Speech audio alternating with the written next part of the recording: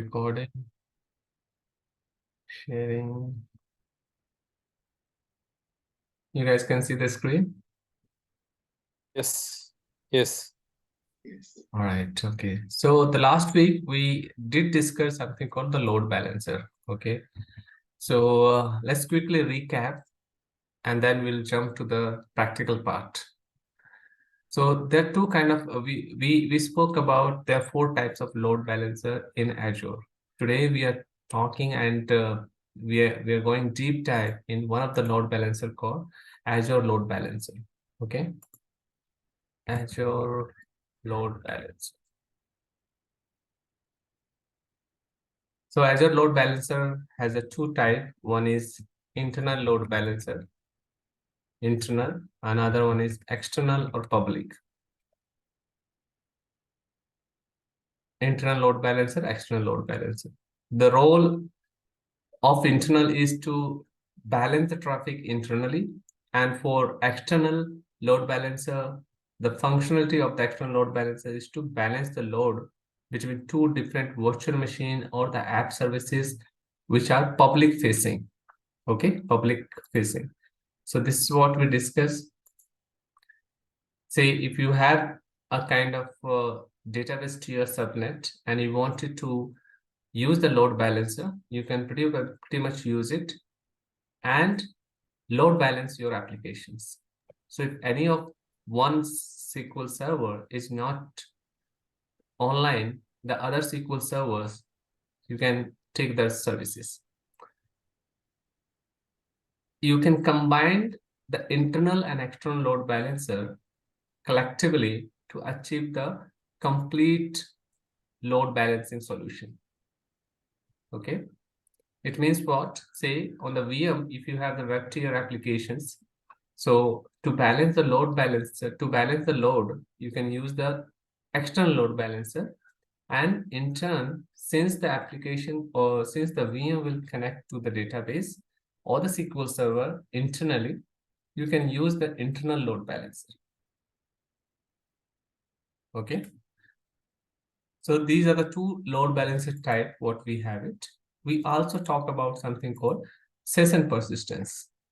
A session persistence is the feature in the load balancer which actually gives us a liberty that if suppose there are two compute or there are two computer or two different virtual machine and we know the trend that okay a set of people or set of executive type of people say if I want every time whenever this user try to connect to this application, this should go to a server A or server B like that. We will be doing a kind of hard coding basis on the client IP request or client IP and protocol. So each and every time the set of people or the users will connect to that specific virtual machine. So that is also possible. That is known as session persistence.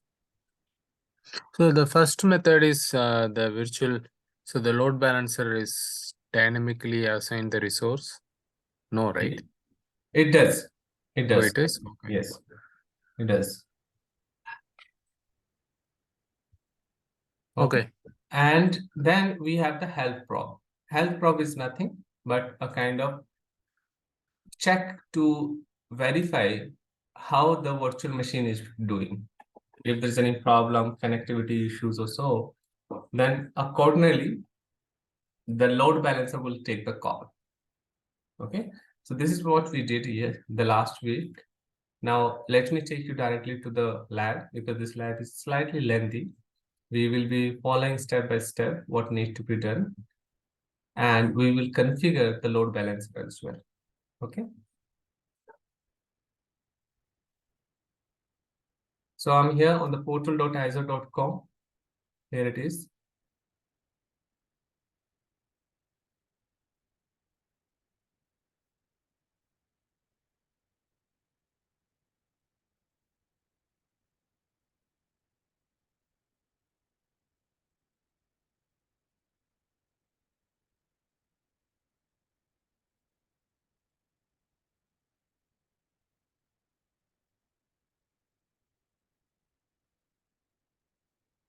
And we'll install two virtual machine.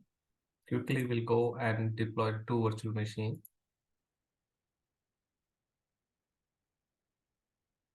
Tell me one thing, guys. Did we also cover the availability set, or did I tell you that we will be covering here? I'm not able to recall. If not, we have to do it today because it's a As load far balance. as I remember, no. No, right? Yeah, that's what I can say. Yeah, so this is the time for the availability set practical also. Okay, because the load balancer, we combine the availability set. All right, let's see that.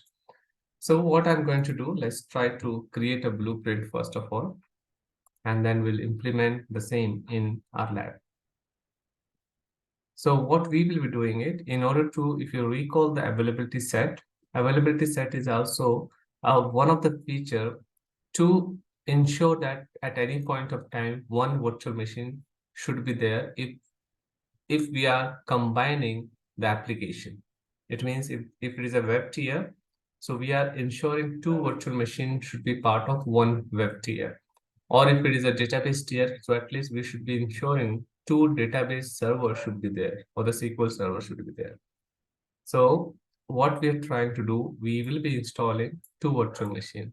So this is like, we can say, this is my web server 1, and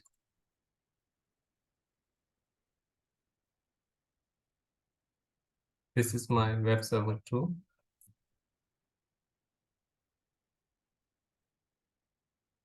And we are putting in these two virtual machine into one availability set. We're putting these two virtual machine into one availability set, and we will say that AB AV01, and these two virtual machine will connect here, and they are in fact part of availability set. We can have a multiple servers to be part of availability set, but at least it has to be two. Okay. Now after this, we will be installing the web component on both the servers. We'll put it into one availability set in one of the pool, you can say. After, from here, we will be configuring something called load balancer.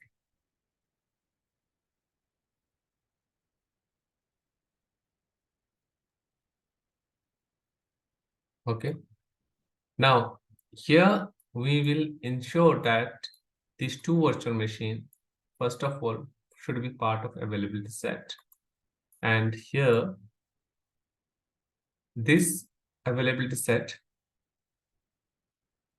here will configure along with a load balancer. So at any point of time, if my one of the web server goes down, another web server will always be available from the availability set. And the load balancer will have a whereabouts about these two virtual machines. Okay, we'll have to configure the load balancer in such a manner that it load balancer control the everything.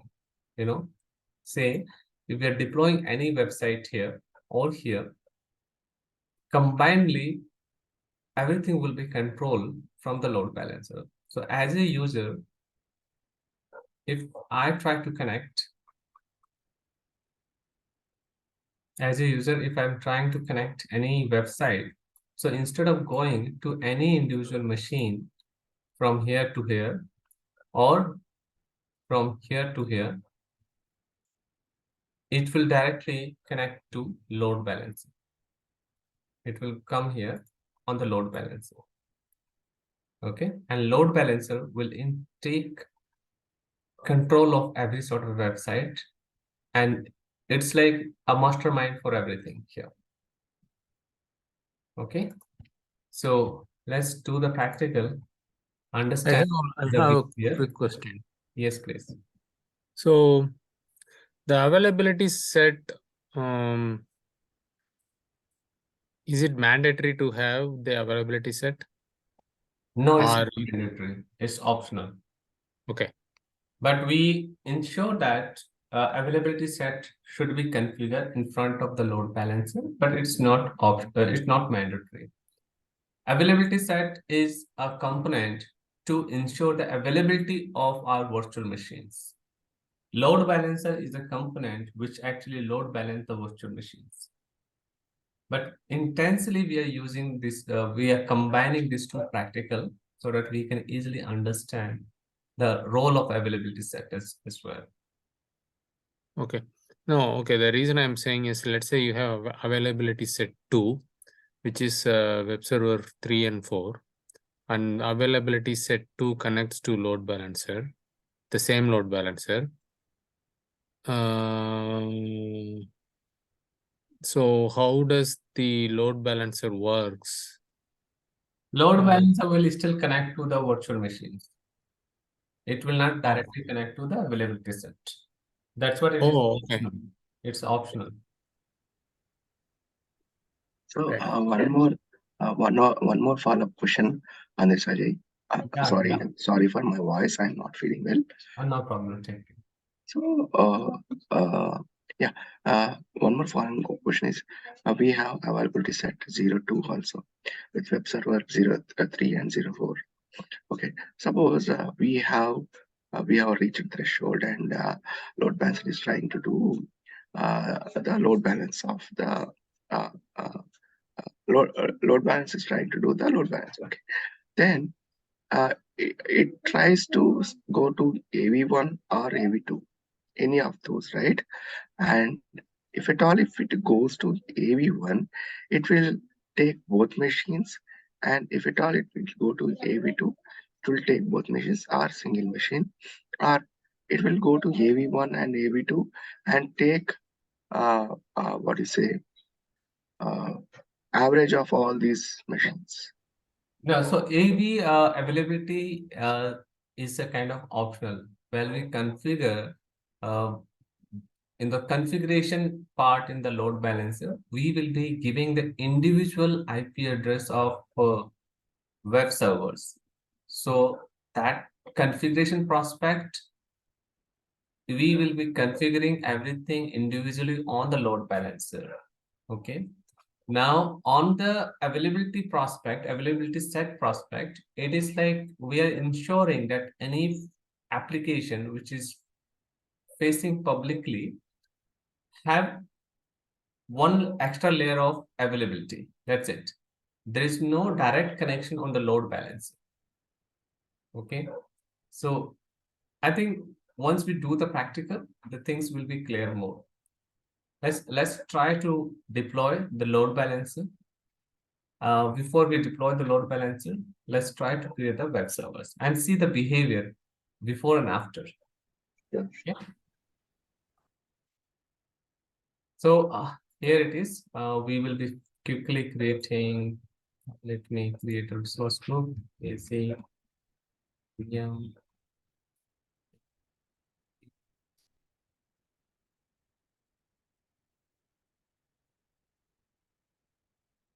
And I'm giving a web server 8.01 Central India.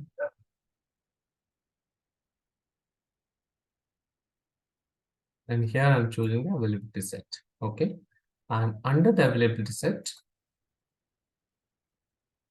I'm giving the name web pool. Okay. And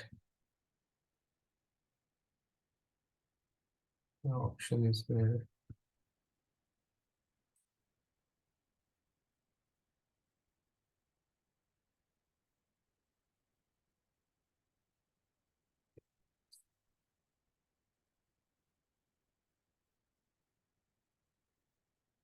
so I've created one server. The name is web server 01, creating a one availability set.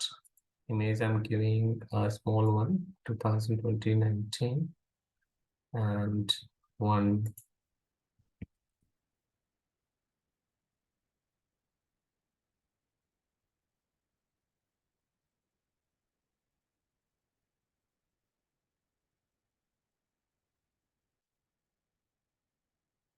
inbound rule 3389 and Put disk.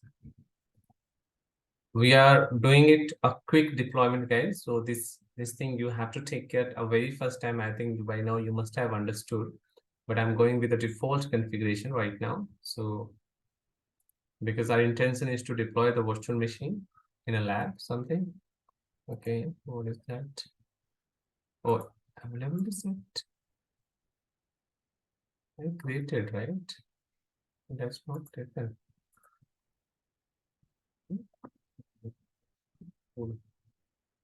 Click OK. Standard. Okay, the moment I change the images, must have changed. Availability set. Review and create. Now, one thing that we need to always take care, a very first time, whenever you're deploying a virtual machine, during that time only you can place the virtual machine into the availability set.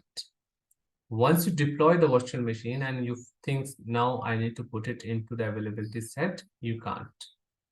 That is the catch. And at the same time, availability set or availability zone can't be combined. Okay, these are the two different concepts. Either you can go for the availability set or you can go for availability zone. In terms of SLA, availability set give you 99.95% of SLA. And in terms of availability zone, it gives you 99.99% of SLA. And I think we discussed this part, right? What does it mean from the business prospect or business metrics when we talk about 99.95% or 99.99% or 99.4 times 9?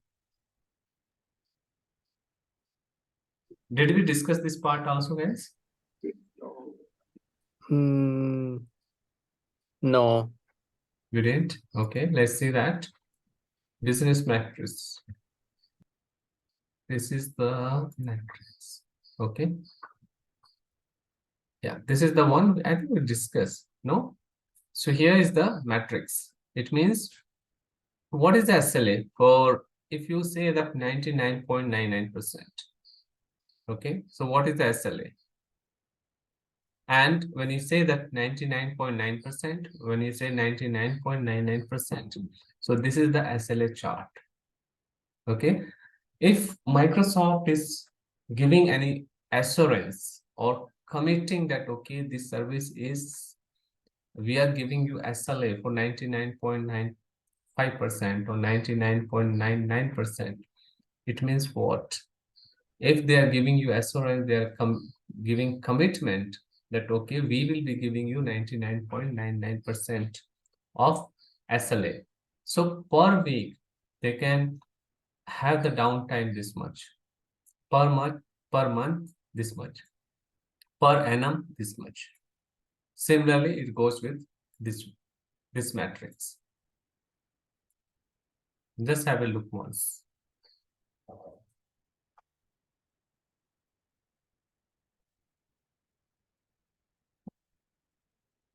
You mean to say per week, suppose in 99.99%. RK, if you don't if you are not feeling, I mean, if you're not feeling good, you can type your question. Okay, in the chat window. I'll just have a attention. Take rest. Type your question in the chat window. Okay. Yeah. So this is the SLA chart as per the Microsoft documentation. So if they're giving any sort of commitment that, okay, my service will be up to this SLA, so you can always come and check. If they're giving commitment, for example, for availability set, they are saying that the server will be up 99.95%. So downtime per week, it means per week 5 minutes they can take the downtime. Per month this much, and per year this much will be the downtime. But again, there's no hard and fast rule. They will be bringing it down, or they will not be, but maximum this much will be there, the downtime. Okay, now what happens is, if suppose they are not able to meet, that's what they are committing, right? So in this case, Microsoft or any other cloud provider, they will be giving you a kind of service note or credit note, not the service note, credit note to adjust to compensate the losses. No, it's optional. That's what I told. It's optional. But as a provider, they are saying that okay, this much the maximum I'll be taking the downtime. This is the maximum. It can or cannot be. But if at the same time, if they are giving the assurance, they're committing something, they cannot go beyond that. If they are going, and suppose they are giving a commitment here 99.9599% of SLA per year downtime, what they are allowed to, or they are as per the SLA document, they are saying 52.6 minutes. But year end, when you calculate, and you can always calculate all this calculation and all, you found it instead of 52.56 seconds, they down the service for 90 minutes. Okay, so whatever the margin or whatever the compensation they will do using the credit note. Okay, so this is the one. We also have something called one website to calculate. There is something called uptime.is.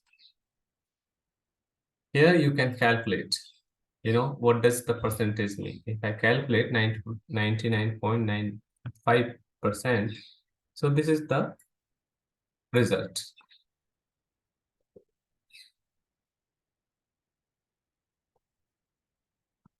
Similarly, you can calculate 99%.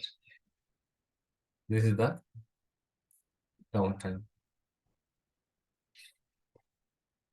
RK, did you get the answer? It's optional. It's not mandatory. Okay. And this is the this is the uptime and downtime with any sort of SLA. You can calculate uptime.is.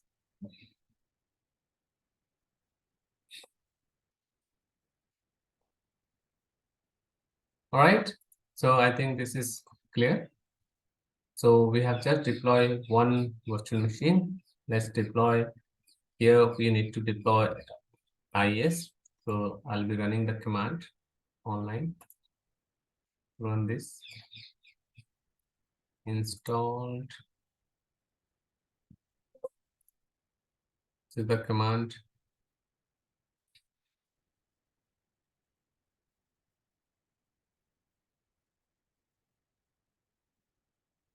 So I'm just installing here IS because we need it.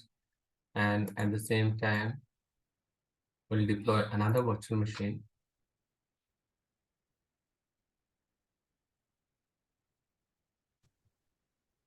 Saswat, be on time, buddy.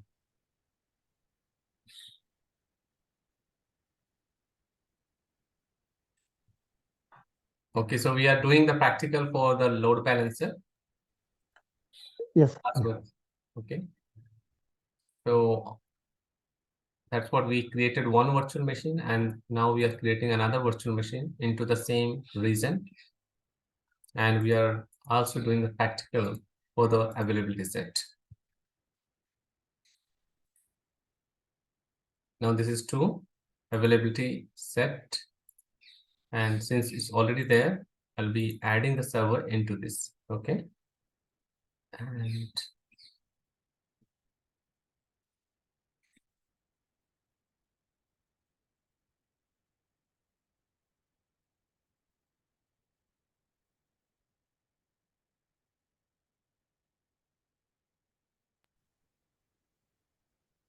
we have to allow HTTP also. That also we need to allow it. Availability set is just a logical, right? Meaning that you cannot log in or anything. No, we can't. Yeah. It is just a kind of the role of that availability set is we discuss. It's like, let me just complete it. I'll just give you one logical diagram to make you understand.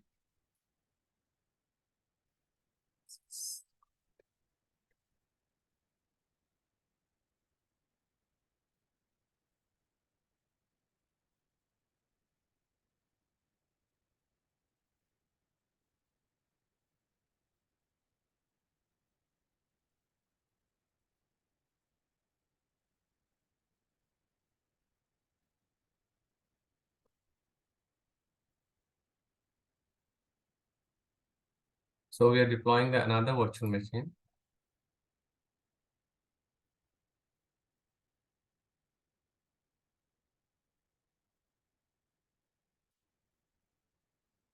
Okay, so coming back to the theoretical part of availability set. Okay, availability set is like this. Say we have the rack system, right? The rack system is very much there. And what is the use of rack system? In an on-prem, when you see that rack system, which will be like you have a virtual machine. You have the virtual machines like first of all, you will be having the physical server, right? Nowadays, companies are going for the virtual. I mean, not now, it's been almost decade ago. So virtualization when came into the picture of almost 20 years ago. Okay.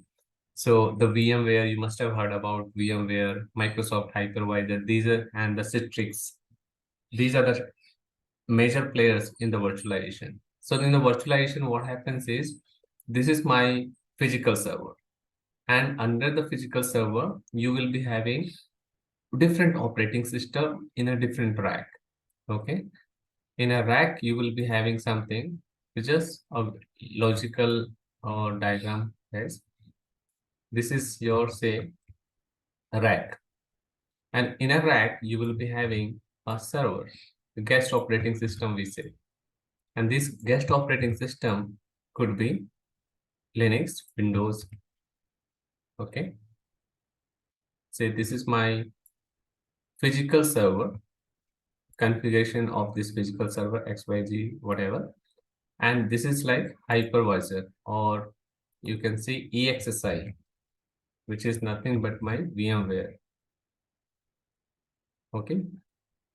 And each and every here on this, you will be having one guest operating system.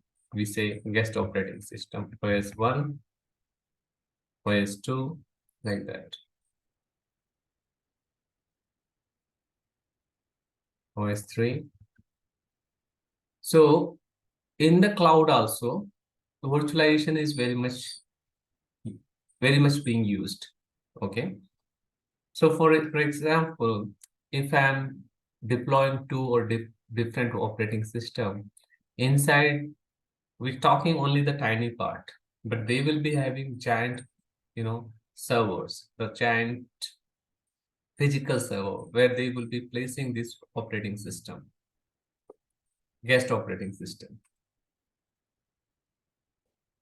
So say on this rack, Microsoft wants to do any sort of maintenance. And we talk about the type earlier, right? Downtime versus maintenance. A downtime can be unexpected, and maintenance will be like, planned activity. For instance, you wanted to increase the RAM of this box. You wanted to change the network cable. You wanted to upgrade the complete OS. You wanted to patch the servers, the parent server. It means the EXSI or any sort of, say, power outage or the power complete facility wanted to do a kind of power testing for the UPS and all. So these are the plan maintenance. So what we are letting the Microsoft know by placing the server into the fault domain. There are two concepts, fault domain and updated domain. So we are letting the Microsoft know that okay, these are my machine. Whenever you're doing any sort of activities like fault update or plant maintenance, please do not bring down these two virtual machines simultaneously. Okay. You ensure that at any point of time, my one server should be up and running fine. Because the hardware is not under your control, right? So this is the objective of the fault domain and placing the server into the logical boundaries. You can say logical container. And this container is nothing but you call it fault domain and updated domain.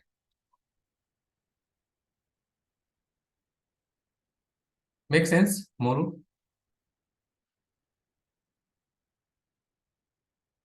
Yes. Yeah, I was on mute. Yes.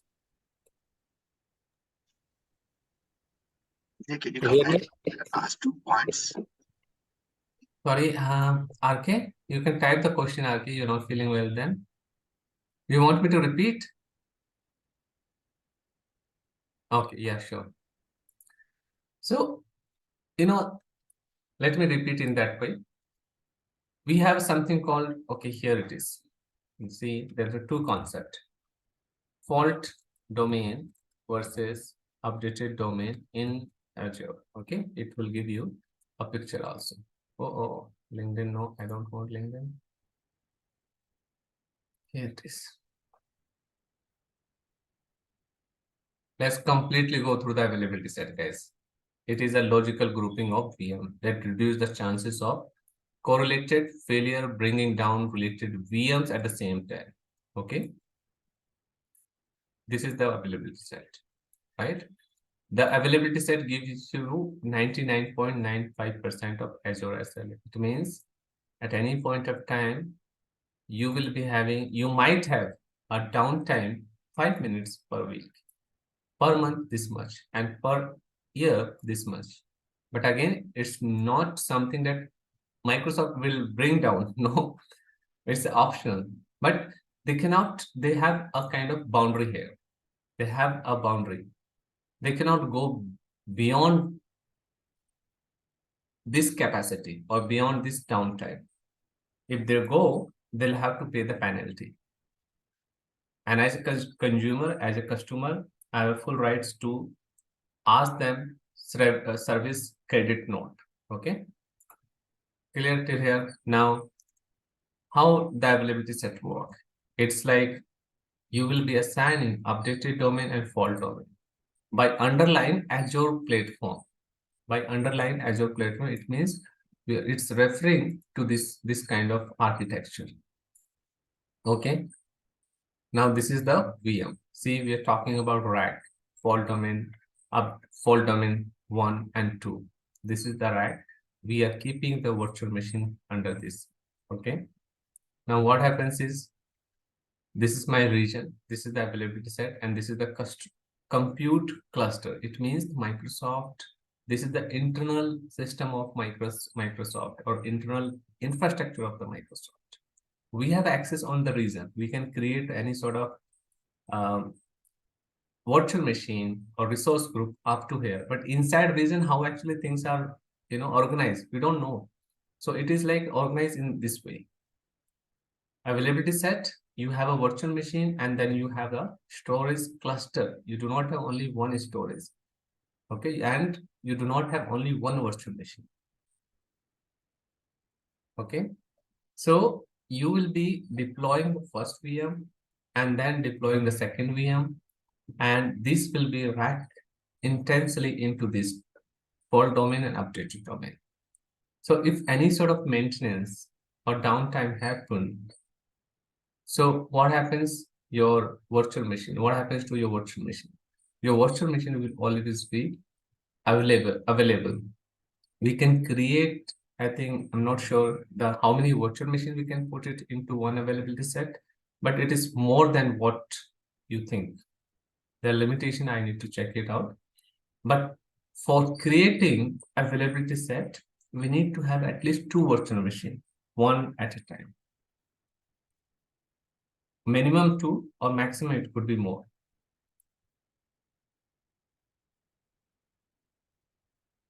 Okay. The last statement, what I told, that we will be having 2 different virtual machine, at least 2 different virtual machines should be a part of your availability set. Minimum 2. And one more thing, like guys, that you cannot mix when you're putting the virtual machine into one availability set, you cannot mix 2 different operating systems or 2 different applications.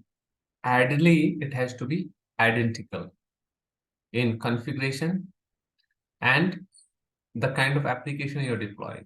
You cannot mix that. Okay, one you can have the web server, another you can have the database server. No, it has to be identical, and that's what the role of availability set is.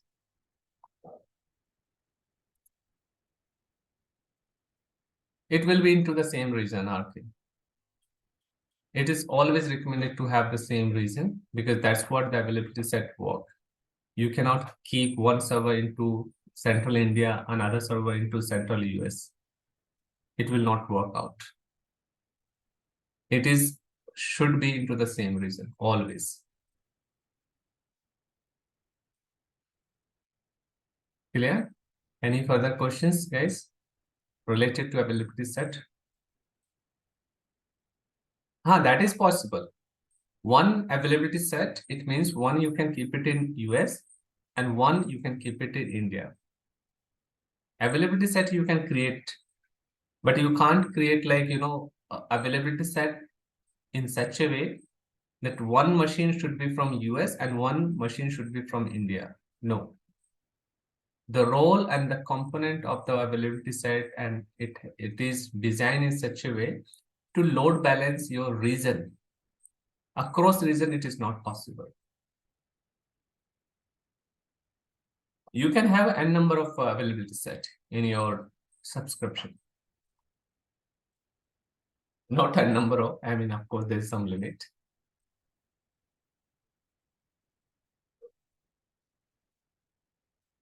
Clear, guys? Yes. RK, any question here? Right. I think the networking part for the virtual machine is like same as the disk, right? The storage. This is storage cluster you're talking, Muru? Yeah. So now what I was telling is in the back end, yes. See, because we will not manage this directly, okay. So Microsoft is creating a kind of cluster in the back end, and we are having access on this virtual machine and associated storage. But in the storage, again, they are using a kind of storage cluster. So we do not see this layer. We will not have access on this storage cluster, but in the backend, they are doing it. Yeah, but I think we don't need to worry about it then. No, we don't have.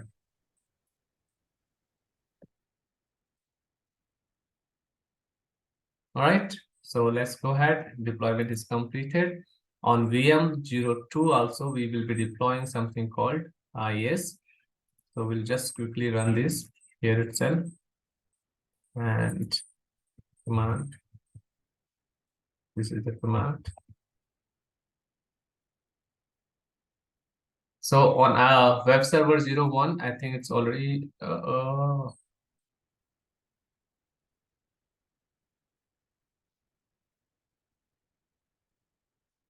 what is that? Spelling mistake seems. Here also will get error message. Let me check it out. Windows feature. But this is not going to work out here. It is my client machine. So let me log in and check what's wrong here. Let's connect to web server 01.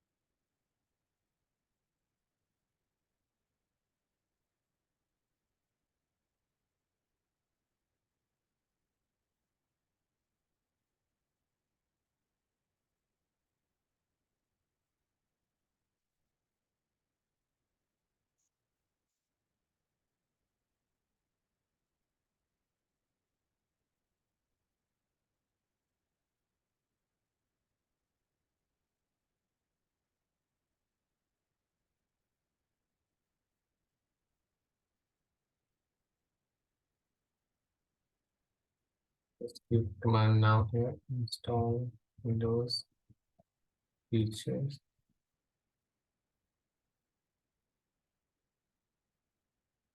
Okay. Where have the server? Where?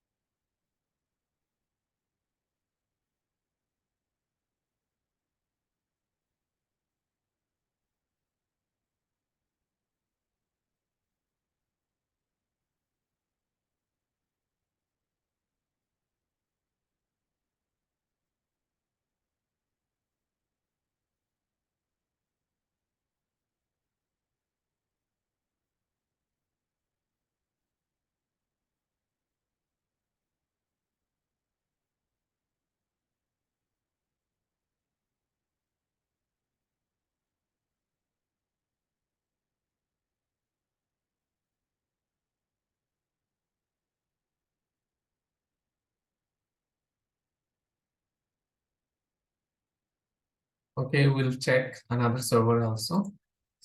Web server 02, which is here. Yeah, it was bound to happen because of the command. Let's connect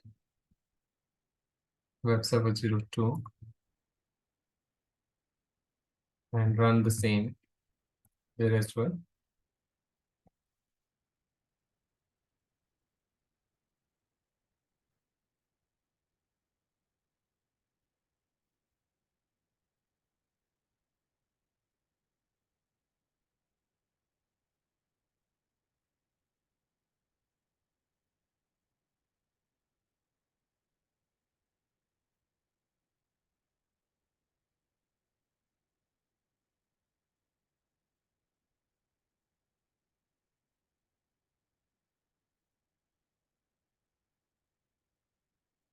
Here also will run the same command.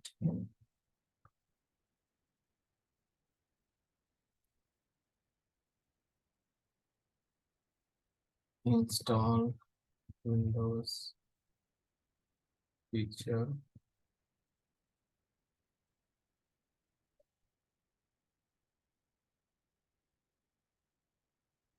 Name. Web server. Code.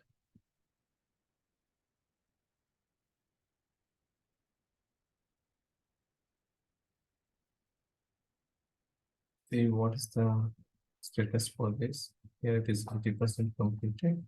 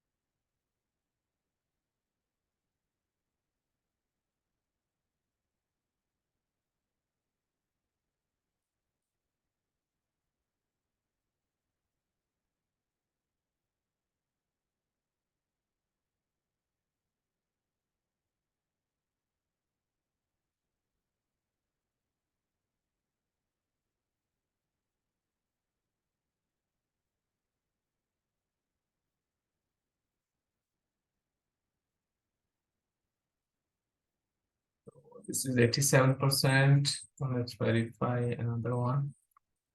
This is 69. Still going on. Let's wait for some time.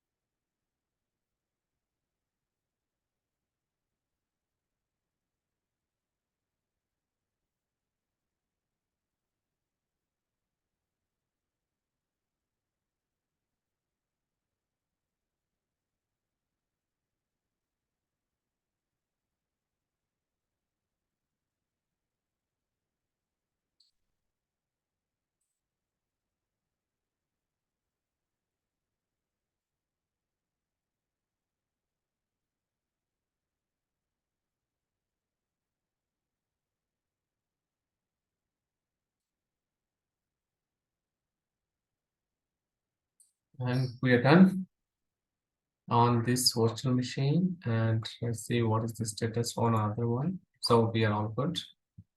Server 16 and okay, here it's still running on. So what we are going to do for now, let's verify the HTTP port is enabled on both the server. It's not enabled, it's enabled here, but let's verify here. It's not enabled. Let's quickly add the port number 80. Now add.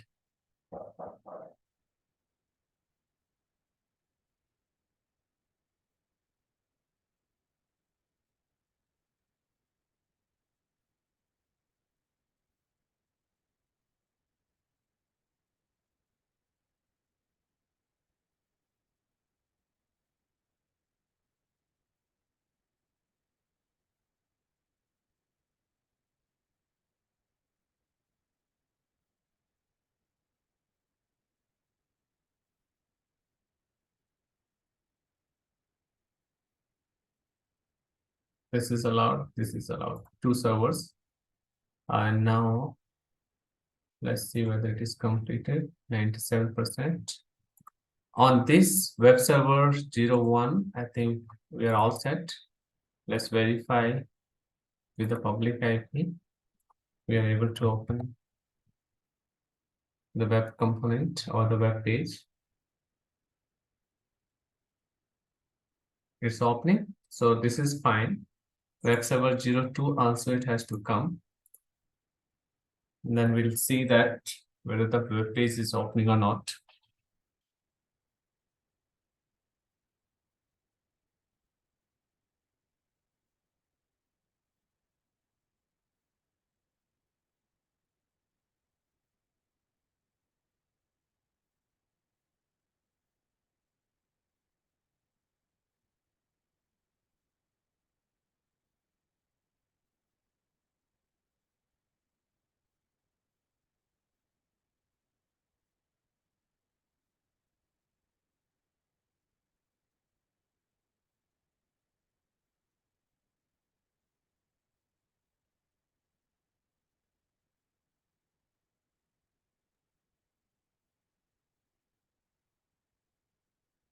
Usually it takes long.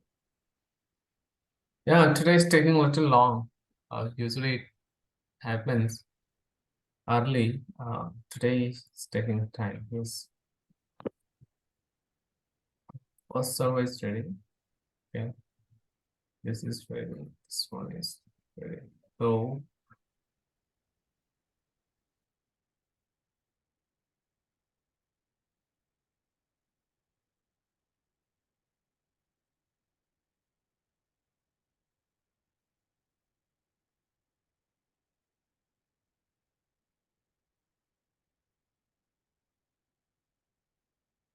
Okay, so by the time it comes, let's deploy the load balancer. Okay, we'll not configure it, but we'll deploy it simply. Okay, so here it is load balancer.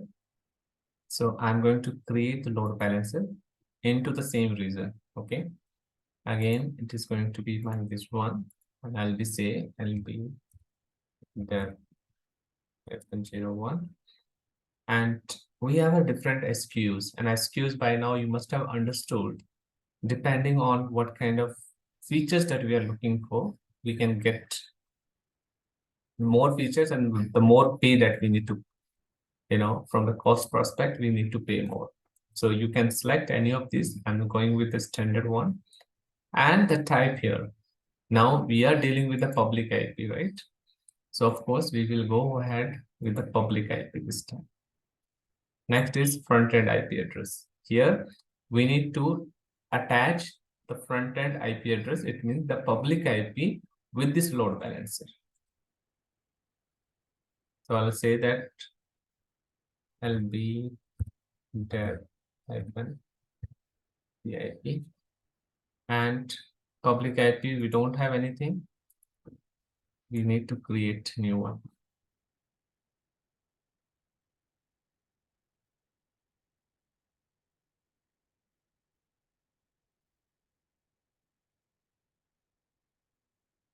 And it's going to be standard. It's going to be static. Okay. And click OK. Click add. Backend pool. We are not adding right now any backend pool. All right. Let's go ahead and just hit on inbound route. Nothing. We are just not creating anything. All right. We just deploy the load balancer. We'll see that before and after creating and configuring the load balancer, what is the impact on our web server.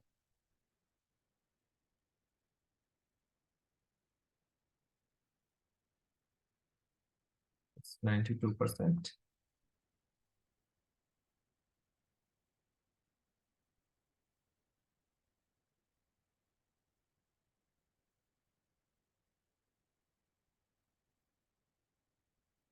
So finally, the deployment completed on the load balancer, but we have not configured anything. What all that we need to configure, these part. Okay, we will be configuring. So there's no rule as such right now. You see that we have the IP address, we have the configuration part, but all are empty. All right, so on the 2 also, we got the IS. Now, if I open the web server 02, which is here, and open the public IP, I should be able to see the web page, how I am able to see for web server 01. Okay. But the problem is, I don't know which one is web server 1 and web server 02. Okay, I'm not able to, because both are seems to be identical, right? So to make this change to distinguish between web server 01 and web server 02, we are going to add some caption on this default page. Okay, so what does it mean? So I'm here on 197, which is my web server 02. Let's verify. Yes. So here I'm going to add some caption on default page, which is under my this directory intpub, under this there is a default page right here. So here I'm going to say this is my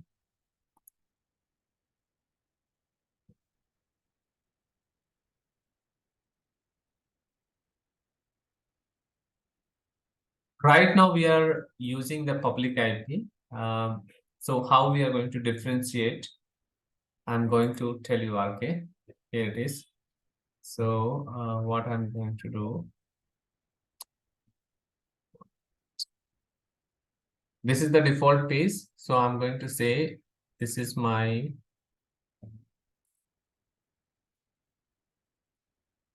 here I'm going to say this is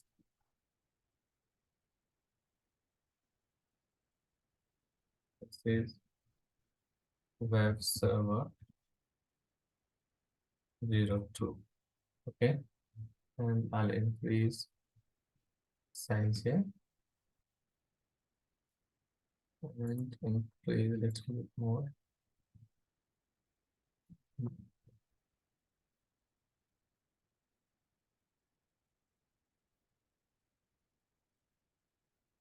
Okay, this is web server 02. Save this file here.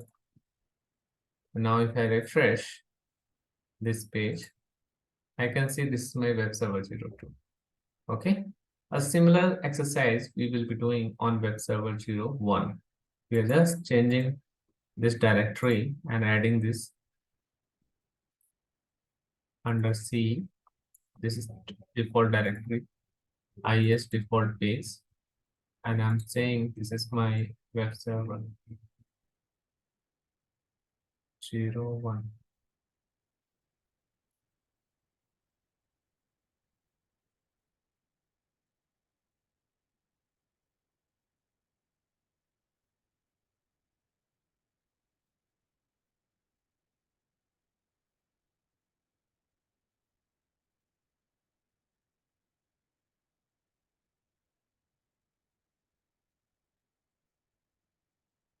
Okay, and that's it. I'll save it.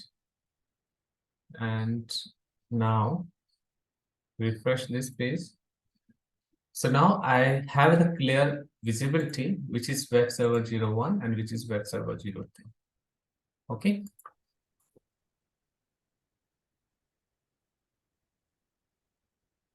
All right. So now if I come to here under my load balancer, which I configure.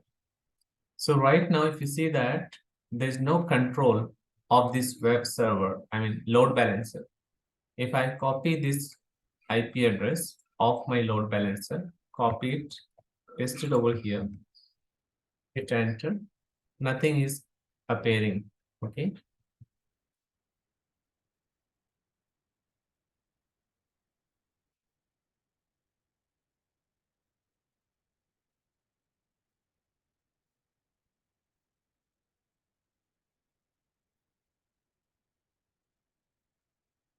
Okay, so nothing is happening. So what is this 20 dot this IP? This is the load balancer IP. Okay. Okay, this is the load balancer. See, we have taken it from the load balancer. So now, once we configure, you will see that this space is applicable under this website. Okay, right now it's all empty. Got it? So what we are going to do as part of this configuration, we will be adding these configuration. So first of all, we need to add the backend. Backend pool is nothing but your virtual machine, which you deploy. So I'm going to add here. So backend pool name, you can give anything. You can say that web server pool virtual network. Here we need to define the virtual network. And here we need to add those IP addresses. So now you can see my virtual machines here. 1, 2, both we need to add it. Okay. If you have more virtual machine, it will be visible. Add these 2 virtual machine and click on save.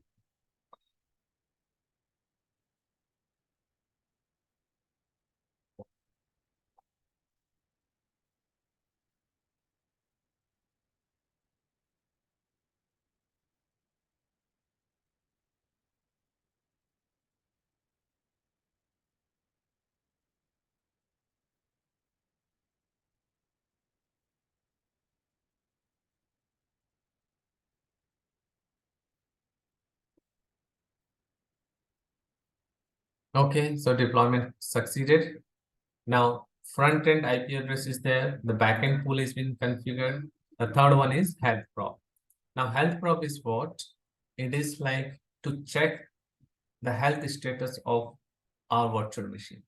So load balancer, we are letting the load balancer know that, okay, what happens if any of the health of my virtual machine is not okay, or one of my virtual machine is down? In that case, what you need to do and how you will be checking the probe, it's just like when I click on add, here we need to give the name, at server health something you can give. And here is the protocol TCP/IP. It means an interval second is 5 seconds. It means in every 5 seconds, load balancer will initiate one probe to check the health of my virtual machine. You can increase or decrease this time also. And it will work on the TCP and port number 80. Okay. So it's just like, when you compare with the real-time environment, you can say that, okay, you're just checking, you're knocking the door of your neighbor 1, 2, 3 times just to verify whether the neighbor is really there at home or not. You will knock 5 times, 3 times, and then you will assume that, okay, probably they are not at home, right? Similarly, same stuff. Here also, you will just wait for 5 seconds. Sorry, interval time is 5 seconds. And then you will knock. And if there is no response in 5 seconds, you can change it to more 10 seconds or something like that. And if there's no response from their end, then it will become a kind of, the load balancer will determine that, okay, the server is not reachable. The server is having some problem. Yes, every 5 seconds, it will go and check it out, the health of server. Okay. You can change this interval to 5 seconds, 10 seconds, 30 seconds, 20 seconds, up to you. So it's a But kind of how this one is influenced with SLA? Like, so they are saying SLA 99 point whatever no, it that is. SLA we spoke about for the availability prospect. Oh, This is nothing to do with the SLA. This is just to monitor the proactively. Load balancer will go and check the health status of servers. There's no concept or correlation between the SLA, what the Microsoft is giving commitment, and what we are discussing right now.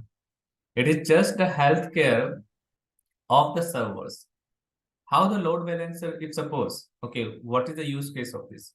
If suppose server is down, you have a 5 servers. Out of 5 server, load balancer role is what? To load balance the traffic. If 5 servers are there in our pool and different people are connecting to the 5 server, all of a sudden, if 1 or 2 server goes down, then the role of load balancer is to distribute the traffic, right? Now what happens is 3 out of 5, 2 server goes down. So how the load balancer will come to know whether these servers are down and I should not distribute the traffic to these servers? And how about the existing connection? How should I distribute the traffic among 3 servers which are live right now and 2 servers which are down? That is the reason load balancer should know the health status of our server, and that is the reason we are configuring this. Clear? okay. So this is basically to check the health Yes. of the from the Server. load. Okay. So we have configured this. Then we need to configure also load balancing rule. Here it is. So here we will be configuring the load balancing rule. What is the rule? It's all about incoming traffic is sent to the selected IP address, or the combination of that, or how actually this will go back. What all, in fact, whatever the component we have configured, we need to collectively configure at the last moment here. So here we will be saying any rule, you can say web server rule, something, front-end IP address, this is the IP address, the backend pool, this is the pool, a port number we will be giving 80, Backend port also we will be giving 80. Existing prop, this is the session persistence. Remember, we spoke about, we do not want for now. We'll check it out in a while and then click OK. So this is the last option for the load balancing rule. And of course, we can also create a kind of netting rule and outbound rule. That is the optional. But first four you must create: front-end IP address, the backend pool, health prop, and load balancing rule. Okay. So we have configured all the four rules. Now we'll refresh one more time. And then we'll go and check the load balancer. This is the load balancer IP. Refresh it. So now we can see that web server 01. Again, refresh it. It's going for web server 01. Now I'll give you this IP address in the chat window. You guys open it and let me know what you guys can see. Is a web server 01 or 2? I pasted in the chat window. You will be seeing sometime web server 01 or 2 randomly, you know. If it is randomly, it means the load balancer is working fine.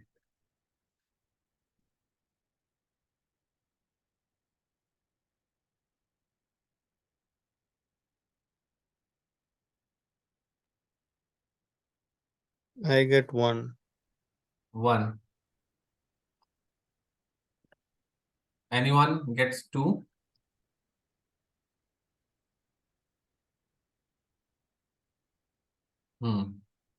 Yeah, that's what I'm saying. Randomly it will be opening because the role of load balancer is to distribute the traffic. Now, since we are connected to 1, it's going to 2 randomly. So it's like round robin. Whichever is free is going to connect that server. But right now there are no traffic, right? So yeah, that's what I'm saying. There's no traffic, but still you can see the behavior of the load balancer. It's a round robin. Now, if I try to open incognito and see the same IP address, I'm getting a web server 02. It means now it's like web server 02. Why? Because it's a new request and we are already connected to web server 01, right? So it is going to web server 02. So round robin, the behavior of the load balancer is to load balance the traffic. That's what it is doing. Sometime it is going to web server 01, sometime it is going to web server 02.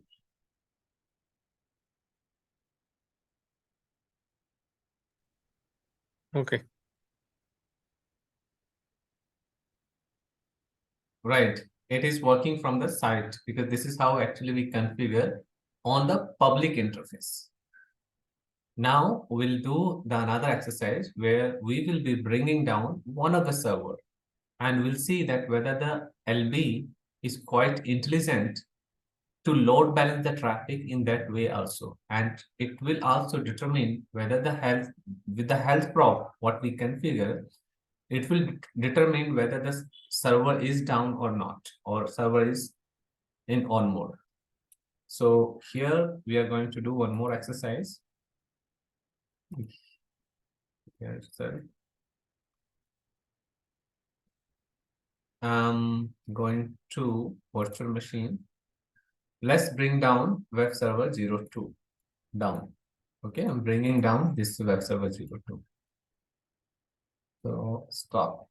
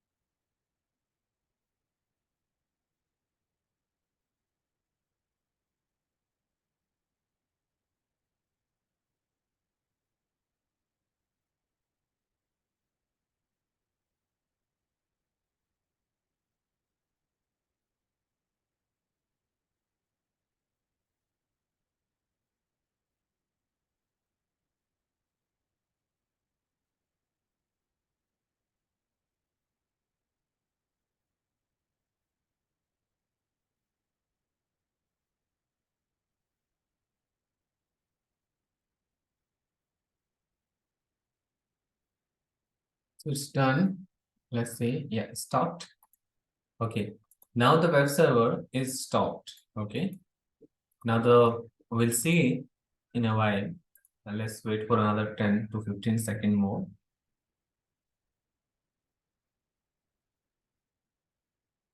And then the load balancer with the kind of prop what we configure, with that it will just determine that okay, the server is not responding. So now I have only one server. Okay, here it has to come down something. Web server 02 is still running on. So it should show the status down. Yeah, here it is. It is stopped. Now the load balancer has only one server, which is web server 01. So now if I connect to load balancer IP, which is the front end IP, this one, the same IP guys, the same URL. So every time you will see the web server 01 only. Okay, no matter if I open the incognito, if I open any other browser, say Internet Explorer, this is the Edge. So no matter from where I'm opening, I'm still getting the same page because it does not have any choice, right? The load balancer detect the another server is not working because of any reason. You guys can also try in a different browser and let me know. One quick question. So you brought down the server too? Yes, I did. No? This is the way, right? Okay, so Web the server Azure doesn't so the Azure doesn't try to bring this up automatically? no. The load balancer, we have not configured anything, right? In the load balancer, if you see the configuration, it is not this load balancer, at least it is not have any kind of strategy, or the load balancer role is not here. It is just to detect whether the server is up or no. Yeah, Not that trying is to bring anything up because we have not configured anything in the load balancer. Automatically, you know, right? There's no word called automatically. We have to configure some or other thing. But in the load balancer, we have not configured. But yes, there could be some load balancer, advanced level load balancer, which actually try to connect, install the agent and try to bring up the server or something. But at least for this load balancer, and as far as I know, all the load balancer in the Azure, we do not have this facility. no, not from the load balancer. I mean, load balancer won't try to bring up, but at least No, I thought Azure, whenever it see the web server or something is down, it try to bring up automatically. no, That's it what I will not. was No, it will thinking. not. It will not, No? because we have not configured anything such. And that this is like, beyond the limitation of load balancer. It will only check the health, Yeah, but load balancer won't do anything. I mean, even load balancer role is to just balance just to it out. balance and Yeah. just to balance and just to load balance the traffic. Yeah, I thought Azure would try to bring the No, server. nothing as such. Because we are the one who are managing this virtual machine, right? So now if there's any problem with the virtual machine, we are the one who will be managing and maintaining and doing all sort of troubleshooting. The intention here is to make you aware that okay, now the behavior of the load balancer is more active because the server is not online. It is just giving any kind of server to you, to all the new servers and existing servers. And it is redirecting the traffic. If suppose I've been connected to one of the web server, the moment I refresh it, momentarily it will it will show a kind of error message, the server is not responding to something, but instantly it will redirect back to the server where actual the website is hosted. You will only get the virtual machine one only, the web page only one, because this is only the server which is running right now. RK.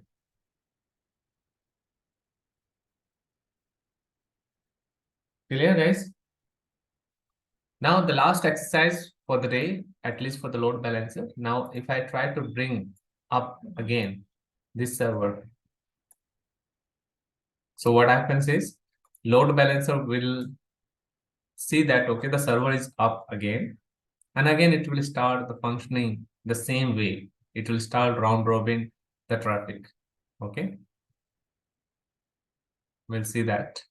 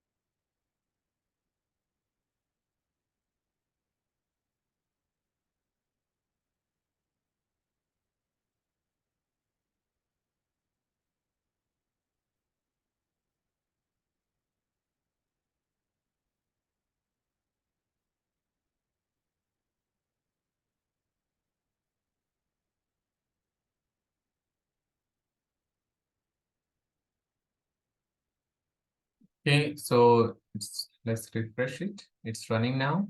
We'll have to verify in the load balancer also under the backend pool. It has to come running. Yeah. So now the server has been running in this backend pool also. Now, if I try to connect to, not here because it has the cache, but if I try to connect incognito,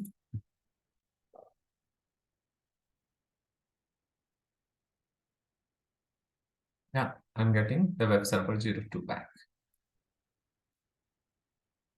All right.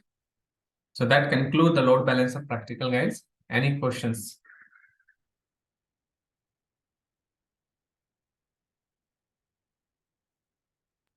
No. Right. Okay, then we move to the another type of load balancer, which is known as application gateway. Okay. RK, any question from your end? You can type. Or Saswat, anyone?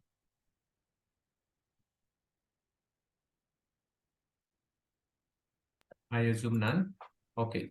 So now I still don't know why that active active set availability set. availability set, sorry. Oh yeah, okay. So the availability set is, it is just balancing the load here. Of course, load balancer is optional. Load balancer is optional. You can remove the availability set, still it will work. Now, why you're putting the availability set into the virtual machine into the availability set? Because at any point of time, if there is any problem with the data center, okay, and because we are just keeping two identical server, if you observe, these are the two web server. Now, though we have configured individual virtual machine, but availability set is the role of the availability set is to make sure that one point of time your one server is available at any point of time. Now here the significant of the availability set is very minimal. Why? Because we have directly configured the load balancer with IP addresses, individual IP addresses. But in some cases, for instance, when you are trying to connect with any external applications, when you're trying to connect with your database tier, in that case, you will be using this kind of availability set. You will be ensuring that these VMs are part of that, and Only thing is you should keep the identical configuration. So yes, for now, the role is very minimal here for the availability set prospect. But usually in the prod environment, we configure in a much broader way. Okay. Load balancer is one of the tiny component which I try to demonstrate. But if we try to integrate with some database tier or some application tier, during that time, it is much more fruitful. Okay.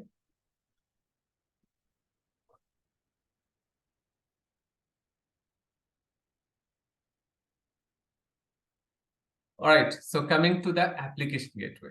Now, application gateway is another sort of load balancer, what we have it in Azure. Now here, the application gateway, what actually it does, it has something called web app request, and it routes the traffic to the pool of the web server basis on the URL. It means, suppose you have something called path-based routing. Here it actually work on path-based routing and multi-site routing. You have a website called contoso.com, and the contoso.com has an image pool server and video pool server. Okay. So application gateway, when you incorporate the application gateway into that, so what happens here, this actually divide, say your freshers, usually once onboarding day, when they onboard, they will be going through certain, learning portal, certain policy documents of the company, and so on and so forth. So you kept some videos, some learning videos, some policy videos, some, posh videos, all of these things. So you kept it under one location. At the same time, you have some different server location. So when the user is trying to access something, for example, the user is trying to access the videos, right? So it will connect to the video server pool and give them the information. Yes, this is what you're looking for, and this is where you should be getting it. So role of the application gateway is to divide your pool server and the image server and give what they are looking for. It actually path-based routing. That is called path-based routing. And at the same time, you have a different website, which actually, suppose you have a parent website or something, and you have created contoso.com or fabricum.com. These are the two different pools. So the application gateway also work here seamlessly. Contoso, you should be able to connect from here, and then Fabricup, you should be able to connect from here. And application gateway work on layer number 7. From the OSI layer, what we discussed last week, it works on layer number 7. It means any sort of application it will work. And the one which we recently did, it works on layer number 3 and 4. Okay. We have a different component also here, load balancing component, like front-end IP address, listener task, routing rules, the backend. It is like more or less the same, what we configured recently. Okay. Now, one more thing, like here we have the overview. Let's completely go through one more time as per the Microsoft documentation.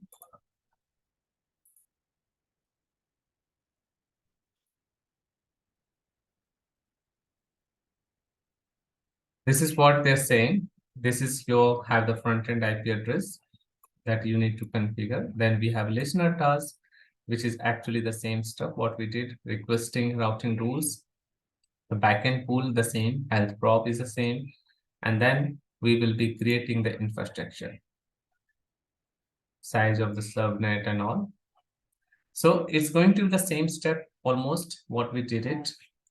But the role of the application gateway is going to balance your application on the layer number 7.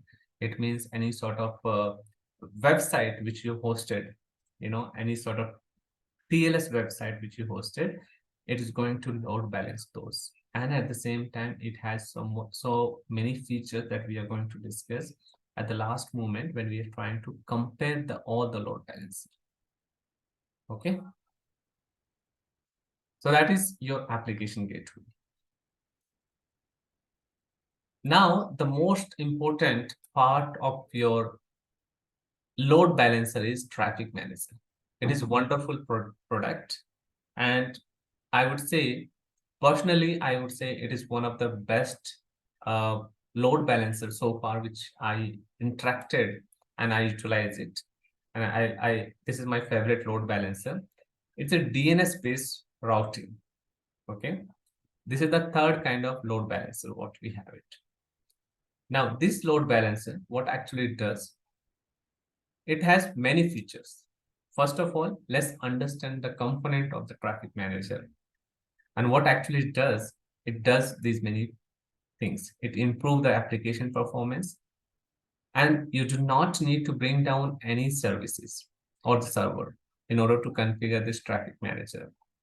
And the most important part is it combined your applications, hybrid application, not only on-prem, but the non-Azure endpoints also. It means if your virtual machine running in Google or Amazon, that also you can bring it under the table, under the traffic manager umbrella. Okay. Let's understand what all the component we have it in traffic manager.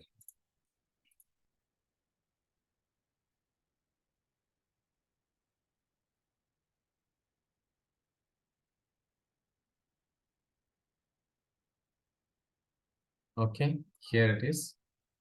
First of all, what is a DNS? It is a DNS-based route load balancer, which distribute the traffic on your public application across the global region.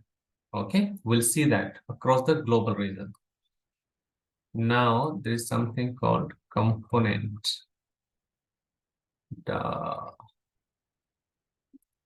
See here. The routing method is. So how actually your traffic manager works in the backend? What is the architecture, structure of the traffic manager? We are going to discuss this thing and then we'll go and follow the same in a lab. Okay. So here it is, a routing method. It means how the route, how the traffic manager, depending on the routing method, determine how the traffic will go. Okay. So Azure Traffic Manager support 6 traffic routing methods to determine how the route network traffic to the various service endpoint. Okay. So these are the 6 routing methods.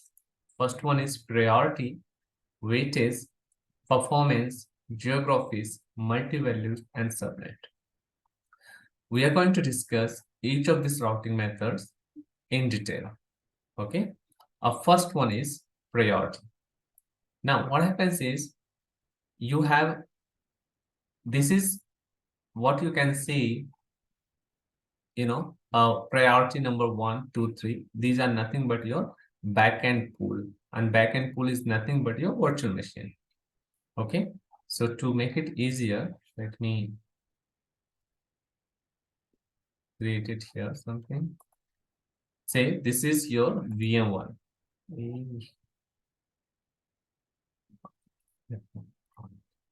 This is your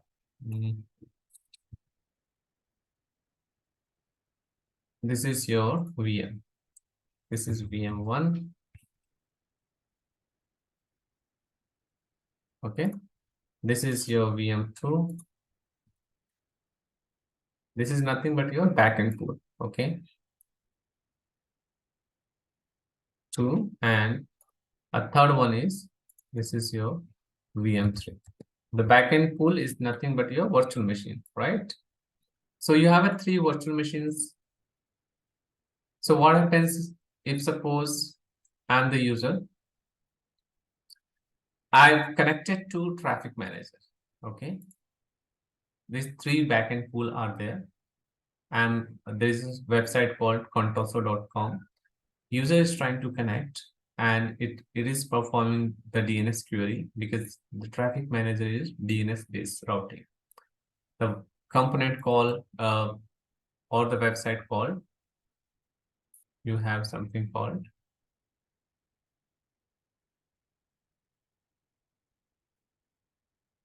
www.contoso.com. Okay, this is the website. User is trying to connect to this website, and the traffic manager, it has everything is here in the traffic manager. Traffic manager has a priority number 1, 2, 3. While choosing or while configuring the traffic manager routing method, we will be giving the number 1, 2, 3 like that. Now, what happens if suppose user is trying to connect to this website and the number 1, which is the priority number 1, means where the traffic will go first and hit the majority of the users, or user will connect to this priority first. If it is not responding or it is failed, okay, so it will connect to the another one, which is the priority number 2, and subsequently it goes on 3, 4, 5 like that.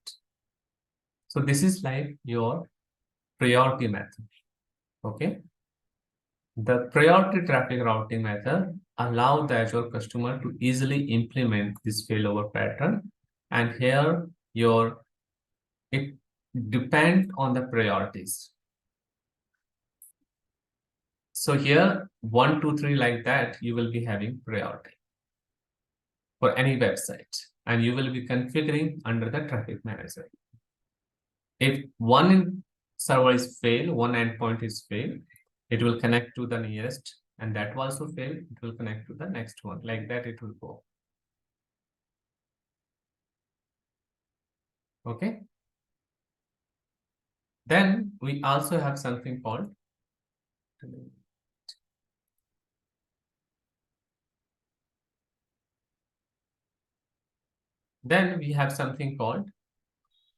weighted.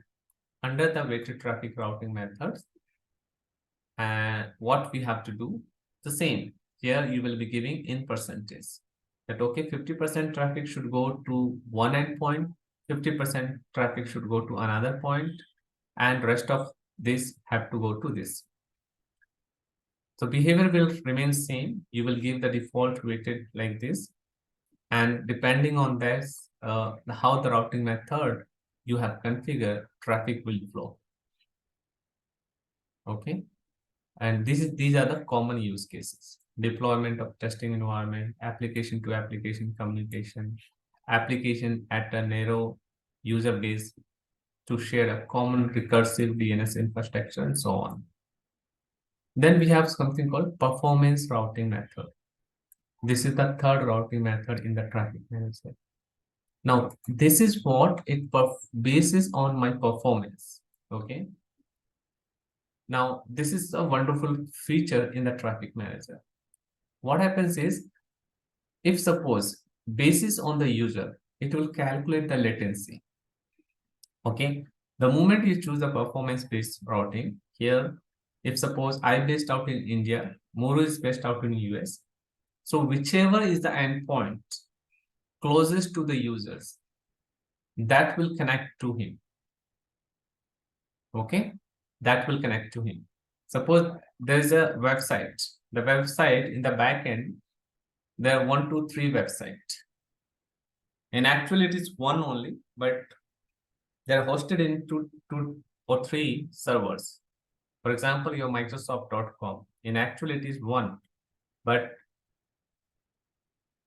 in the behind the scene, it is like for India, it will open Microsoft.co.in. For US, it is Microsoft.us, right? Similarly, you have some endpoints, you have some website. So the basis on the latency, how the latency you are getting it. The nearest location of that users, the server will connect. Okay, so the performance-based routing is based on this. The traffic manager look up the source IP address of the incoming DNS request in the internet latency table, then choose an available endpoint into the Azure data center, and which has the lowest latency for the IP address range, it will connect to that one. So here, these are the different algorithms that it will use. Finally, you have a couple of more geographies routing method, like this is for your multi endpoint, or when you have the nested profile like traffic manager, inside that you have one more traffic manager. Okay, for that you will be using geographies. And finally, you have something called netting, basis on your subnet, that also you can configure it. But majority of the time, performance and your priority, these two routing methods are being used. So we have a different routing methods here. 1, 2, 3, 4, 5, 6. Okay. So let's see that how actually it impact the traffic manager.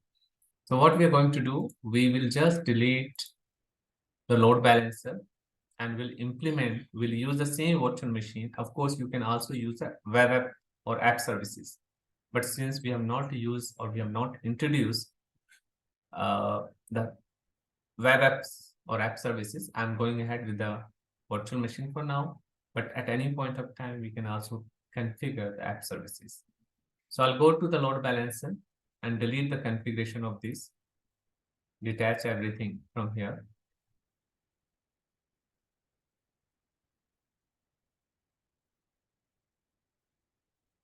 And then delete the load balancer. Okay, front end IP address and all. Now I'll delete.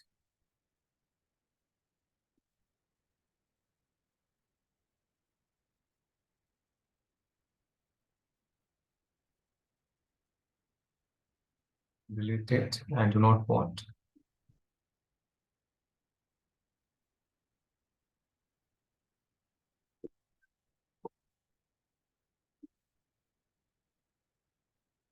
Okay, deleted here.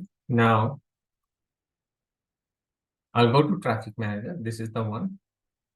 And here I'll be creating the profile for the traffic manager. Okay, so create the profile. Now, one thing you noticed here, the traffic manager is a global load balancer. It means earlier when we deploy the load balancer, we deploy into the same region. Remember? But that is not the case with the load balancer. It is global load balancer. It means traffic manager could be anywhere in the world. You do not need to ensure that it has to be into the same region. Okay, so my virtual machine, which you can see here, it is in central India, right? And I need to deploy one more server. I'll deploy here into the same, and here I'll say web server 03, and I'm keeping it intensely. I'm keeping it somewhere in US, West US. Okay.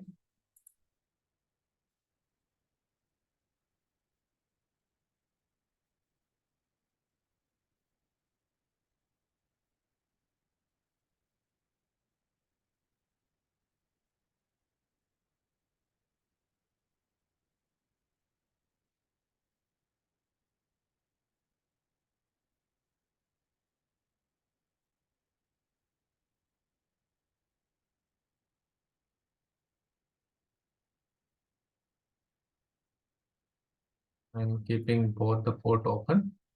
Next is here.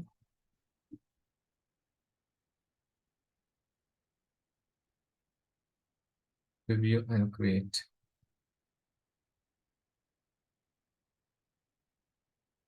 So this virtual machine I'm deploying in the US to see the complete result in traffic manager. Okay, so that we can play around with each routing methods, right? And we need to deploy IS also. So we will be deploying little later. For now, if I go to the load balancer here, so you see that once this virtual machine is ready, you will see that two virtual machines will be in Central India, one is in US. Okay. So I'm here, let's create a traffic manager profile. Now here it is, since it is DNS based, okay, it has to have some DNS address. Otherwise the traffic manager will not work. So I'm saying that, okay, TM traffic manager profile -01. Okay, so it's already mapped. We have to use something called TM009 something. And here I'm choosing something called priority, right? And here is the something that you can choose the different resource group or the reason. So if I'm saying I want to, first let's go ahead, create one resource group, okay? And I'm creating a resource group somewhere in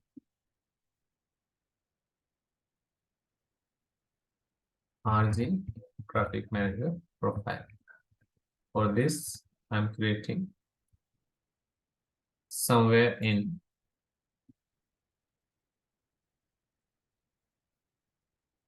far away from my location, say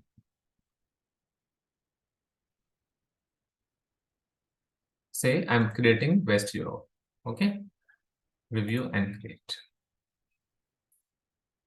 Since it is, as I told you, it is a global load balancer, it does not depend on your regional. So I have created here, I'm going to deploy the load balancer into the same traffic manager into the same. Okay, so let me search the traffic manager. And now create the traffic manager profile 009, and resource group I am choosing this one.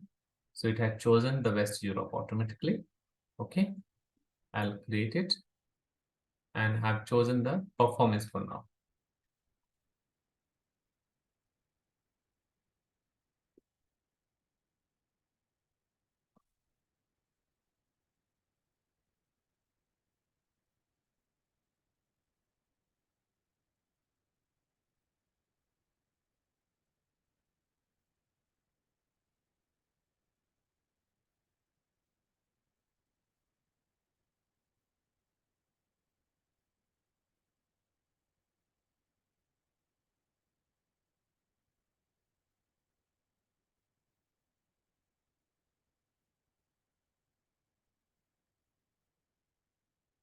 Okay, so traffic manager profile is ready, but we have not configured anything. Okay, configuration is all pending. In fact, endpoint also it's all pending. So we just verify here what is the status for our third virtual machine. It is running now. We'll log into this virtual machine and perform the same stuff what we did for another two virtual machine. Okay, so let's quickly do it.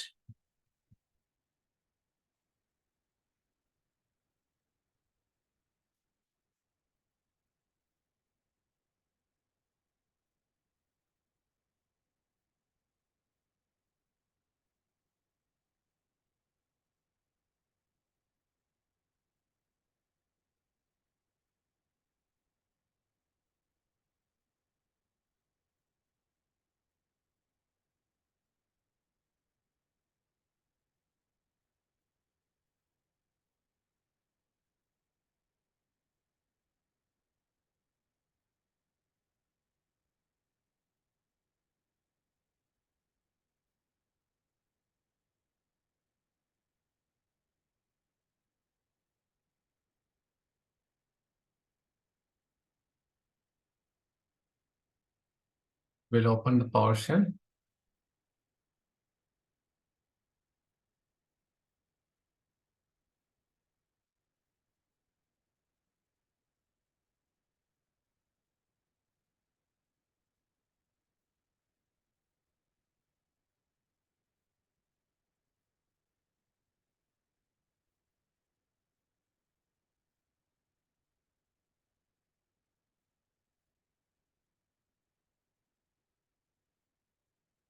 Okay, install open Windows feature.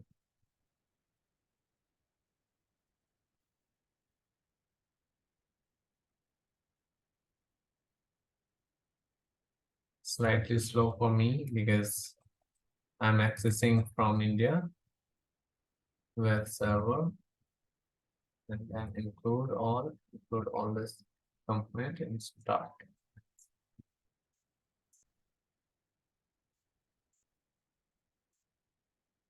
Okay, so let it be installed. This by the time we'll come here and verify the endpoint. Now, if you see that the endpoint, endpoint is nothing but what all we can add it. Here, if you see that we have the endpoint. So here you see that use this type to load balance traffic to your cloud service, web app, or the public IP address into the same subscription, or external also you can use. Okay. Even for the application which is not hosted in Azure. See the last line. Even for the application not hosted in Azure. So non-Azure machine also, or non-application which are not hosted, or application which are not hosted in Azure, that also you can bring it here under the traffic manager umbrella. Okay. So I'm saying for now it is here you need to decide whether it is external endpoint or Azure endpoint or nested endpoint. So I'm saying Azure endpoint. Here you will have to give the name. I'm saying web server 01. Okay. And enable the endpoint. Here you'll have to define the public IP, or you can choose app service or app service slot or any others. So I'm saying public IP. Now this is my public IP for web server 01. The moment I select here, I instantly get this error message. No DNS name is configured. Okay. Why so? Because on my web virtual machines, there is no DNS name configured as such. If you go to the web server 01 or 2, under the DNS name, it is not configured. And the rule of the traffic manager is everything is working on your DNS. So it is one of the prerequisites that you need to fulfill. So here we will be configuring and we'll give the name here web server -01. Web server -01. Okay. And it has configured now with this. So I'll save it.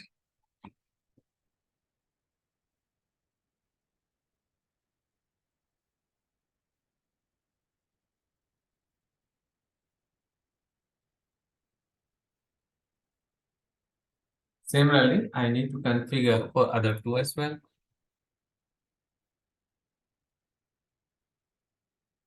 Web server -02. Save.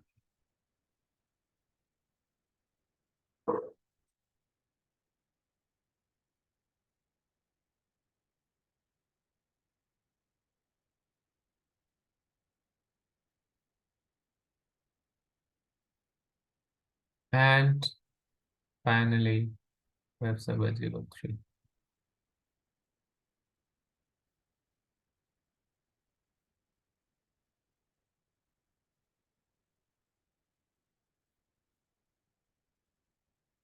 So all of the three endpoints, we have configured the DNS.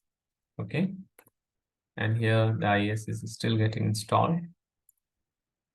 So now if I go to the endpoint again, refresh this page, refresh this browser,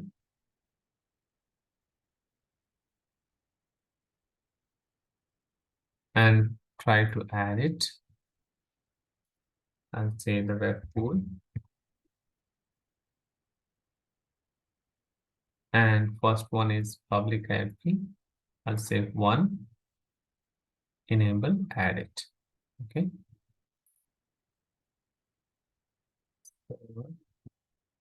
1, add.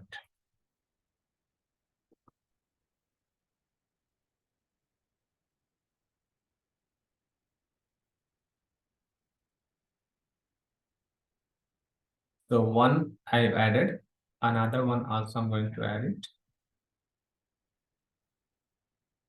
Web server 02. Web application 02.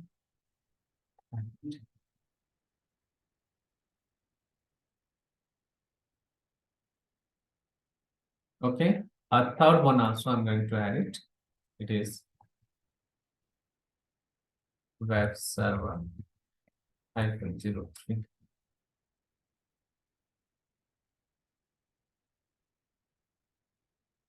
Which is this one. So all three endpoints I added here, and it is checking you on the endpoint health prop. Okay, and the moment it says online, it means the traffic manager had checked the endpoint status, and then only it is giving the stamp here online. If it is still checking or something, it means it's still trying to sync. Okay. And here we have star completed. Now here also we'll go to the same int pub and change the default page of IES so that it can be easily identified. Here it is, root IES. And I'll say something similar to this.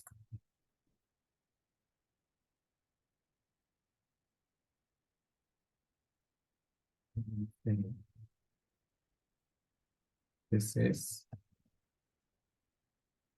web server 03.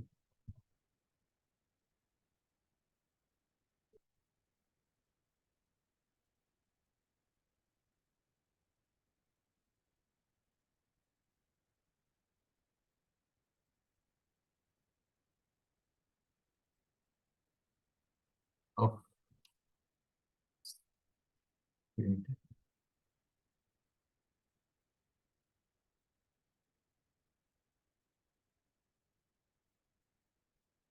This web server 03.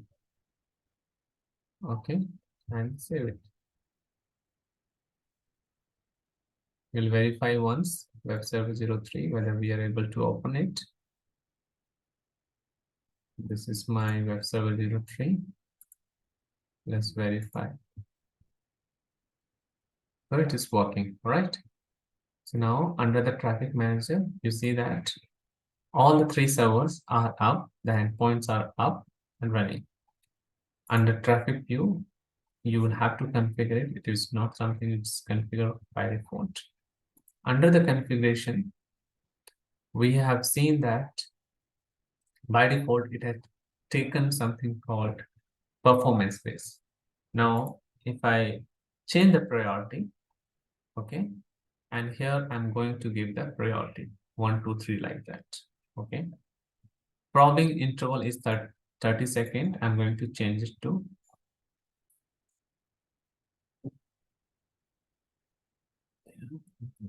something. And rest of other things I'm keeping it as it is. Save it. Now in the priority, I have one quick question. So can you scroll down a little bit? I see failover. Oh, okay. So fast endpoints failover settings. Yes. So does that mean it is going to? It is the same thing. Probing interval, it means in every 10 seconds, it is going to the virtual machine and checking the status of the virtual machine. Now, how many times, what is the tolerate number of failure? How many times it can just tolerate it? It means if it is going beyond 3 times, it means after the 3 times, it is going to declare that particular virtual machine as a dead. And traffic manager will determine that after 3 attempts, a failed attempt, I'm not able to see any kind of response from the virtual machine. So I'm going to say that, okay, this virtual machine is not. But we are not We are not doing any failover, right? No, it's a failure. It's not failover.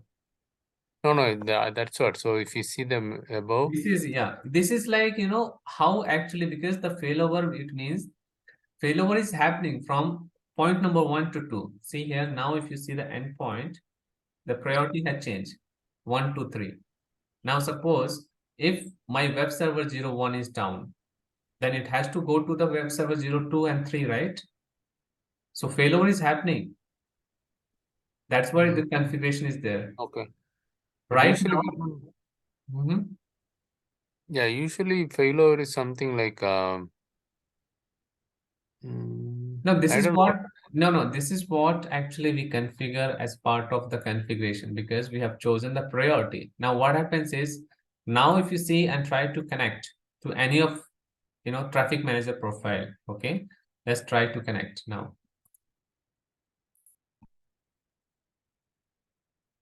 Where this traffic is going? Web server 02.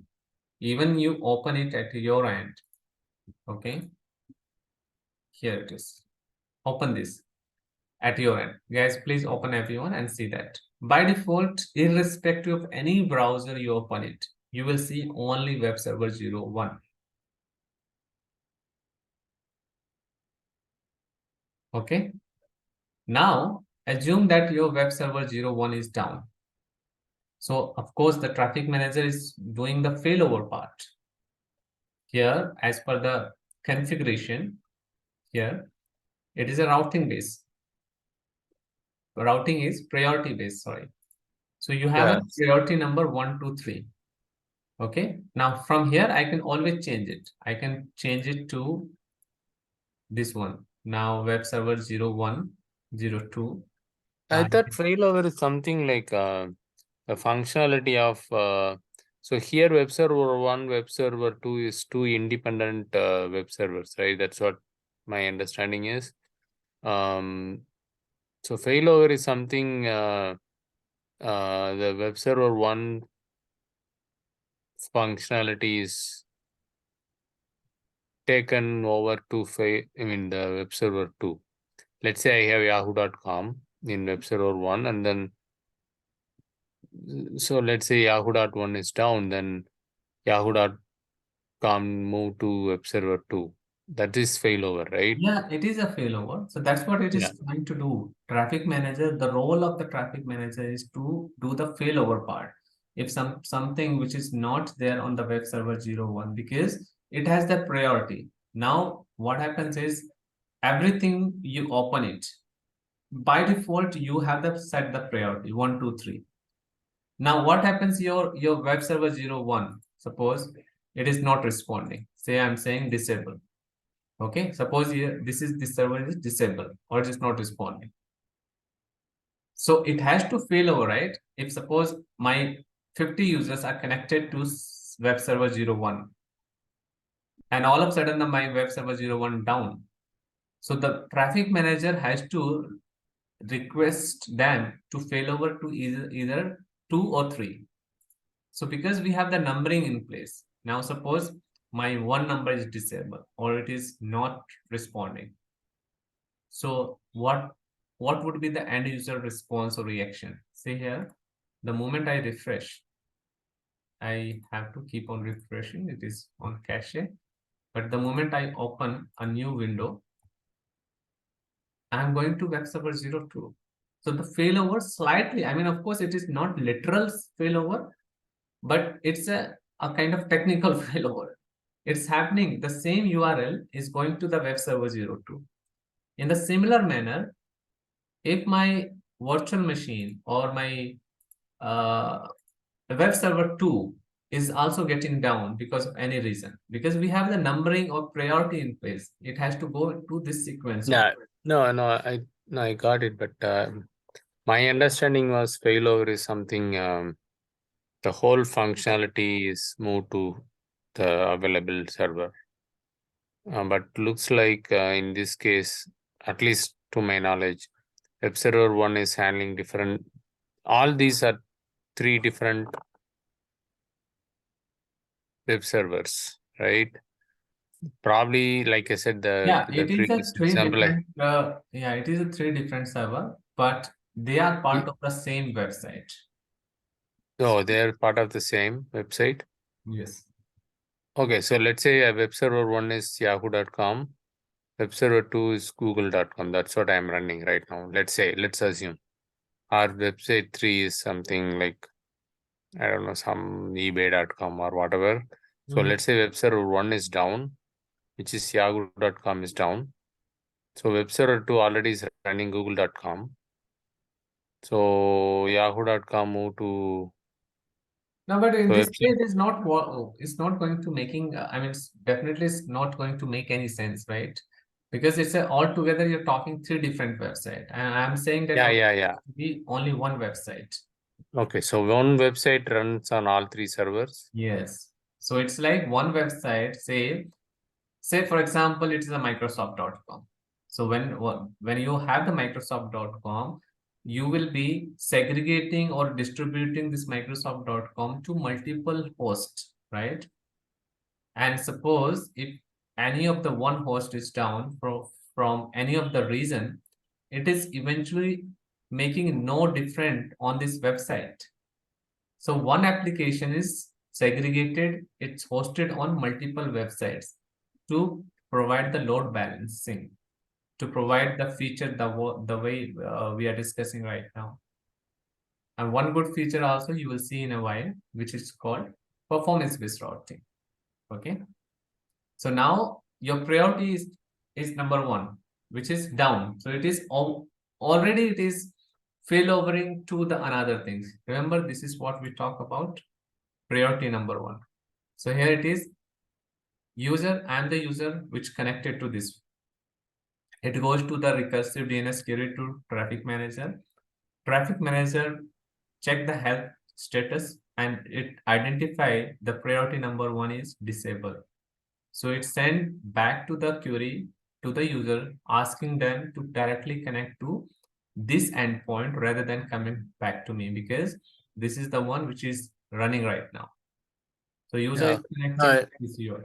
Yeah, no, I think I got it. But usually failover, at least to my knowledge, I use it like active or active passive. No, That no, is just that is like something when you have the cluster component in place. For example, when you talk about SQL cluster in place, or Windows cluster in place, Exchange cluster in place. So some or other way, you will be supported with some kind of cluster in the backend. But this is like independent component, which actually taking the control of the endpoints. And we are talking not only we are just for now we are talking only the endpoint in the form of virtual machine, but this can be any app services, this could be any cloud services, this could be any services which is not hosted on in the Azure also, right? So here the functionality of the traffic manager is different. So I have a question like in web server 1, 2, and 3. Suppose web server 1 is hosted in the Indian region, then the 2 is in US region, and 3 is some other region. Suppose web server 1 gone down. So in that case, I'm browsing that web server 1. So it will redirect me to the US website or something. Yes, it will. Yeah, that's what that is what we done it, right? Irrespective of any reason you are. Okay, right now you see the web server 03. Okay, see here what we have under the virtual machine, right? My virtual machine, there are three virtual machines and there are two in a same region and one is in a different region. So answer to your question, if I bring down web server 01 and 02, by default, it will go to web server 03. Okay, let's do it right now. If I'm saying this one is also, I'll make it disable. Okay. So the traffic manager do not have any choice rather to redirect the traffic only on web server 03. So though I'm connecting from India, right? This web server is hosted in US. So it will connect there also. And I will always see the web server 03 now instead of web server 01 and 02. So if I open the same URL, of course, into the incognito, I should be able to see only 3. Okay, it's not. So we'll have to wait for some more time. Probably it is not refresh in this browser.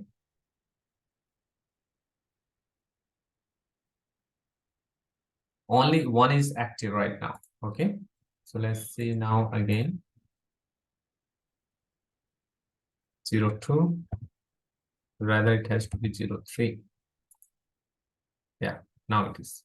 In the US, there is some latency, so it took time, but eventually I can see only web server 03.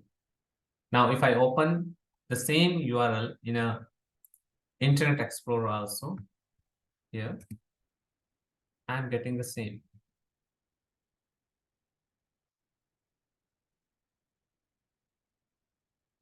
Clear?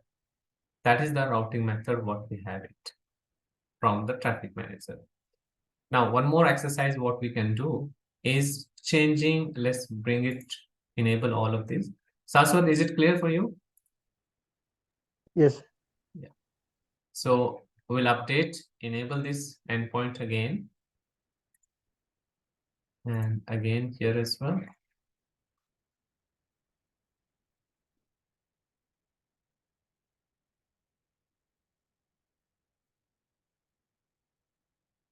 So we have all the 3 endpoints back to the normal and all are online. Okay. So if I open the URL, it will, by default, it will go to the web server 01. Okay. Let's see that. See here, this is going back to, because I have set the priority 1, 2, 3. Now let's change it. Now, if I go to the configuration, routing method, I change it to performance. Okay, so what happens? Click save. The moment I click performance routing method, as per the routing method of the performance, if you see here, it says deploying endpoints in a 2 or more location across the globe can improve the responsiveness of your application with the performance routing method. Okay, and it will choose the closest endpoint for you basis on the source IP address. Traffic manager will look up the source IP address of the incoming DNS and give you or connect you to your closest endpoint. All right.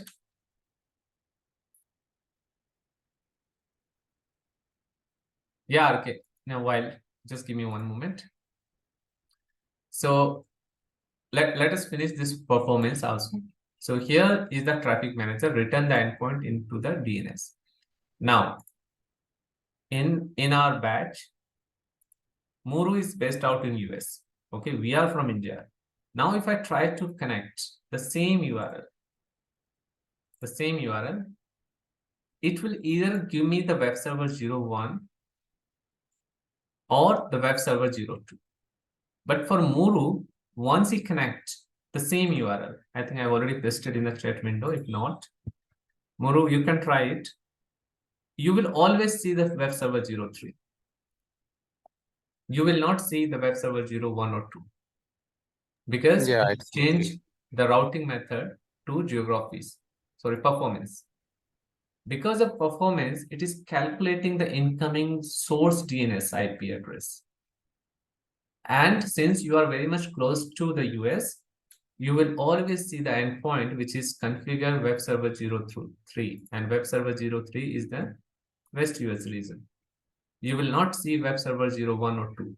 But in our case, we will always connect either server 01 or 2. This is called the performance-based routing. So performance will be based upon the latency. Yes, it is the latency, right? It is the latency based.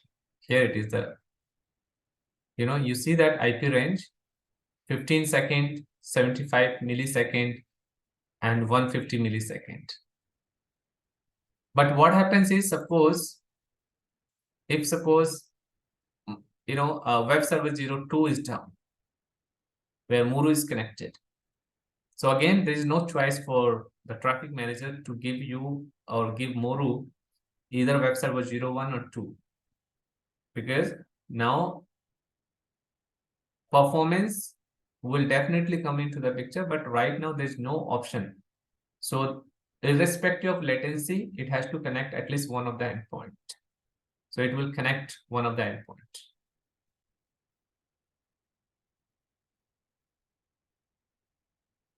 Are we clear with this, guys? Any questions around? Yes, sir. Sir, what is the exact function of these endpoints? Like, that is like we are as we are in layman terms, you can see that endpoints like the any endpoint PCs or laptops. So where it is rely on this part, the Azure endpoint, and what is the exact function? Function is nothing but these are the actually you configuring it. Say tomorrow you deploy any app services and you wanted to configure here. You wanted to leverage the traffic manager functionality or the feature of traffic manager. For that, you will be, first of all, you need to create the endpoint, right? Then only traffic manager is just like an empty container. You need to fill with the some endpoints, some application. Then only you will start using the traffic manager features.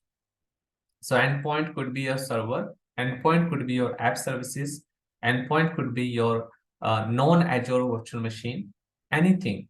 It's just like a source. You know, this could be your app services. This could be your app service. This one. This is also app service. This app service also you can add it in the traffic manager.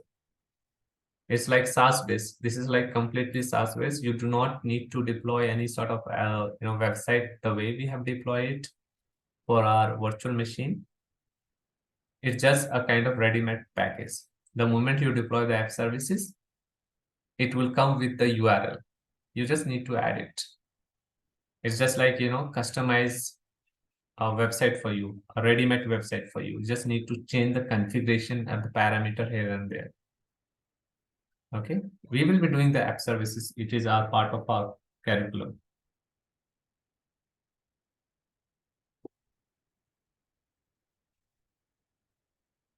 All right.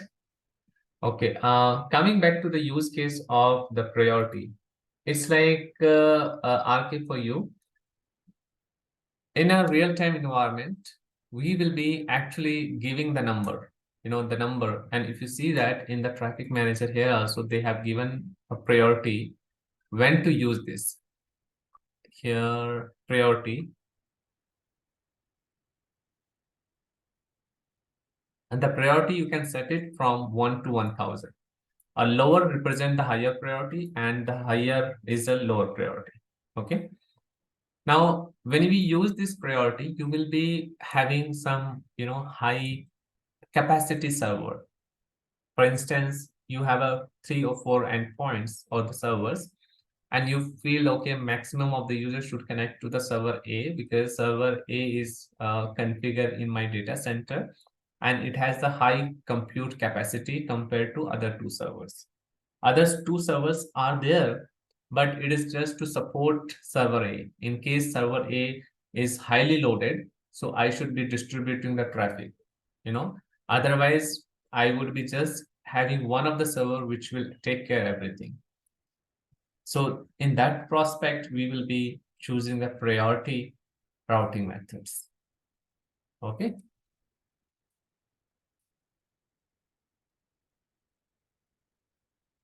So this is all about traffic manager, guys. Any questions like that, we can also configure. There is another routing method called weighted multi-valued. These are, we can configure it. Yes, the AV and LB here, we do not have to mix the AV with LB. Okay.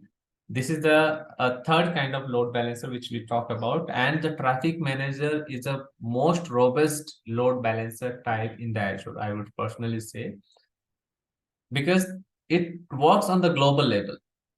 irrespective of your virtual machine. Say today you have a virtual machine, as you can see in this example also, we have a virtual machine in Central India. We also have the virtual machine in the West US. Tomorrow you deploy virtual machine in the North Europe also, you can still avail the same traffic manager profile. And there is no connection here with the availability set and the load balancer, because we are configuring this at the machine level, not on the availability set. So if you see, and if you noticed here, web server 03, which I deployed, I have not used the availability set. And I can't add the availability set, for the West US, the server number 3, because it is a part of different reason. The role of availability set and the conditions or prerequisite for the availability set is it has to be identical. It has to be into the same region, and you can only deploy at the time of creating the virtual machine. Now, if I wanted to add it, server 0 through 3 into the availability set, I can't.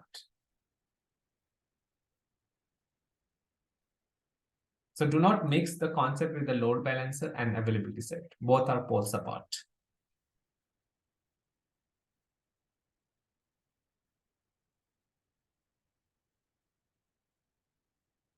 All right, guys. Any further question?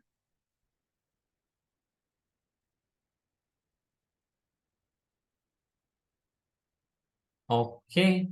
So if there's no further question, we can wrap up for the day, guys. Tomorrow we will be doing, tomorrow do not miss the session. Tomorrow we will be doing something called VPN. Okay, and that would be the last class for our network segment. So we have a one more load balancer called front door. We will understand, we'll do the theory, and then after we'll jump to the VPN part. VPN we will be doing tomorrow. And as part of this practice, we will be deploying few virtual machine and try to deploy the VPN, and we'll see how we can connect to Azure environment with our private IP address.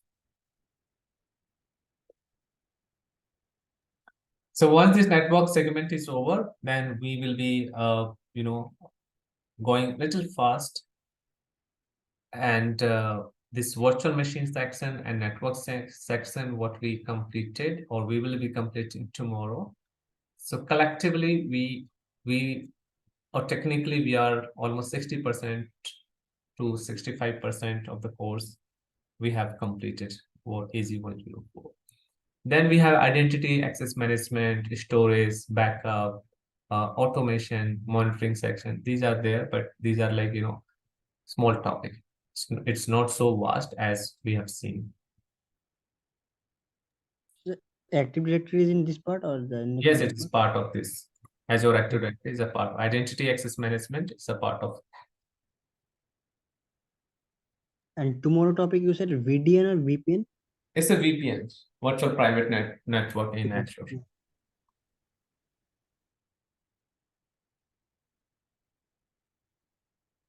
Fine, guys. Last 30 seconds for any sort of QA. If not, we'll wrap up. Sir, it's actually there's a question not regarding to this. Actually, so in regarding my work, so sometimes you are getting PowerShell based P1 alerts like suspicious PowerShell command detected. So on that case, is there any specific way to detect or watching any PowerShell command, like how to get that, is that any suspicious or not? Any specific parameter to check? We cannot check it remotely, Saswat. We have to check, in the, I believe you're talking the alert, the SIM alert, which you're getting it. So what you have to check the source machine, right? Where actually it was initiated. Probably some of your administrator must have initiated some PowerShell command, and that could be the legit one. You don't know unless you go and check it out. Or sometime even, sometime your system will also generate to connect to the system or to connect to the internal resources. So unless we deep down into that, we are also using the QRadar SIM tool, and we also get all this. So sometimes it could be the false positive. So unless you Okay. can do the deep dive, you from outside you can't come to any conclusion why and which parameter. You have to see that who is the originating author, the identity, all of these things you need to actually in the alert you will be getting it, right? Yeah, alert, all the details are there, but Yeah. So in that alert only you have to, with that investigation, with that detail only, you have to go and connect to the specific server and see if you have access. If not, then you have to connect with the resolver team that, okay, this is what the alert we got it. Please check the whether it is a legit or it is any kind of suspicious activities. oh,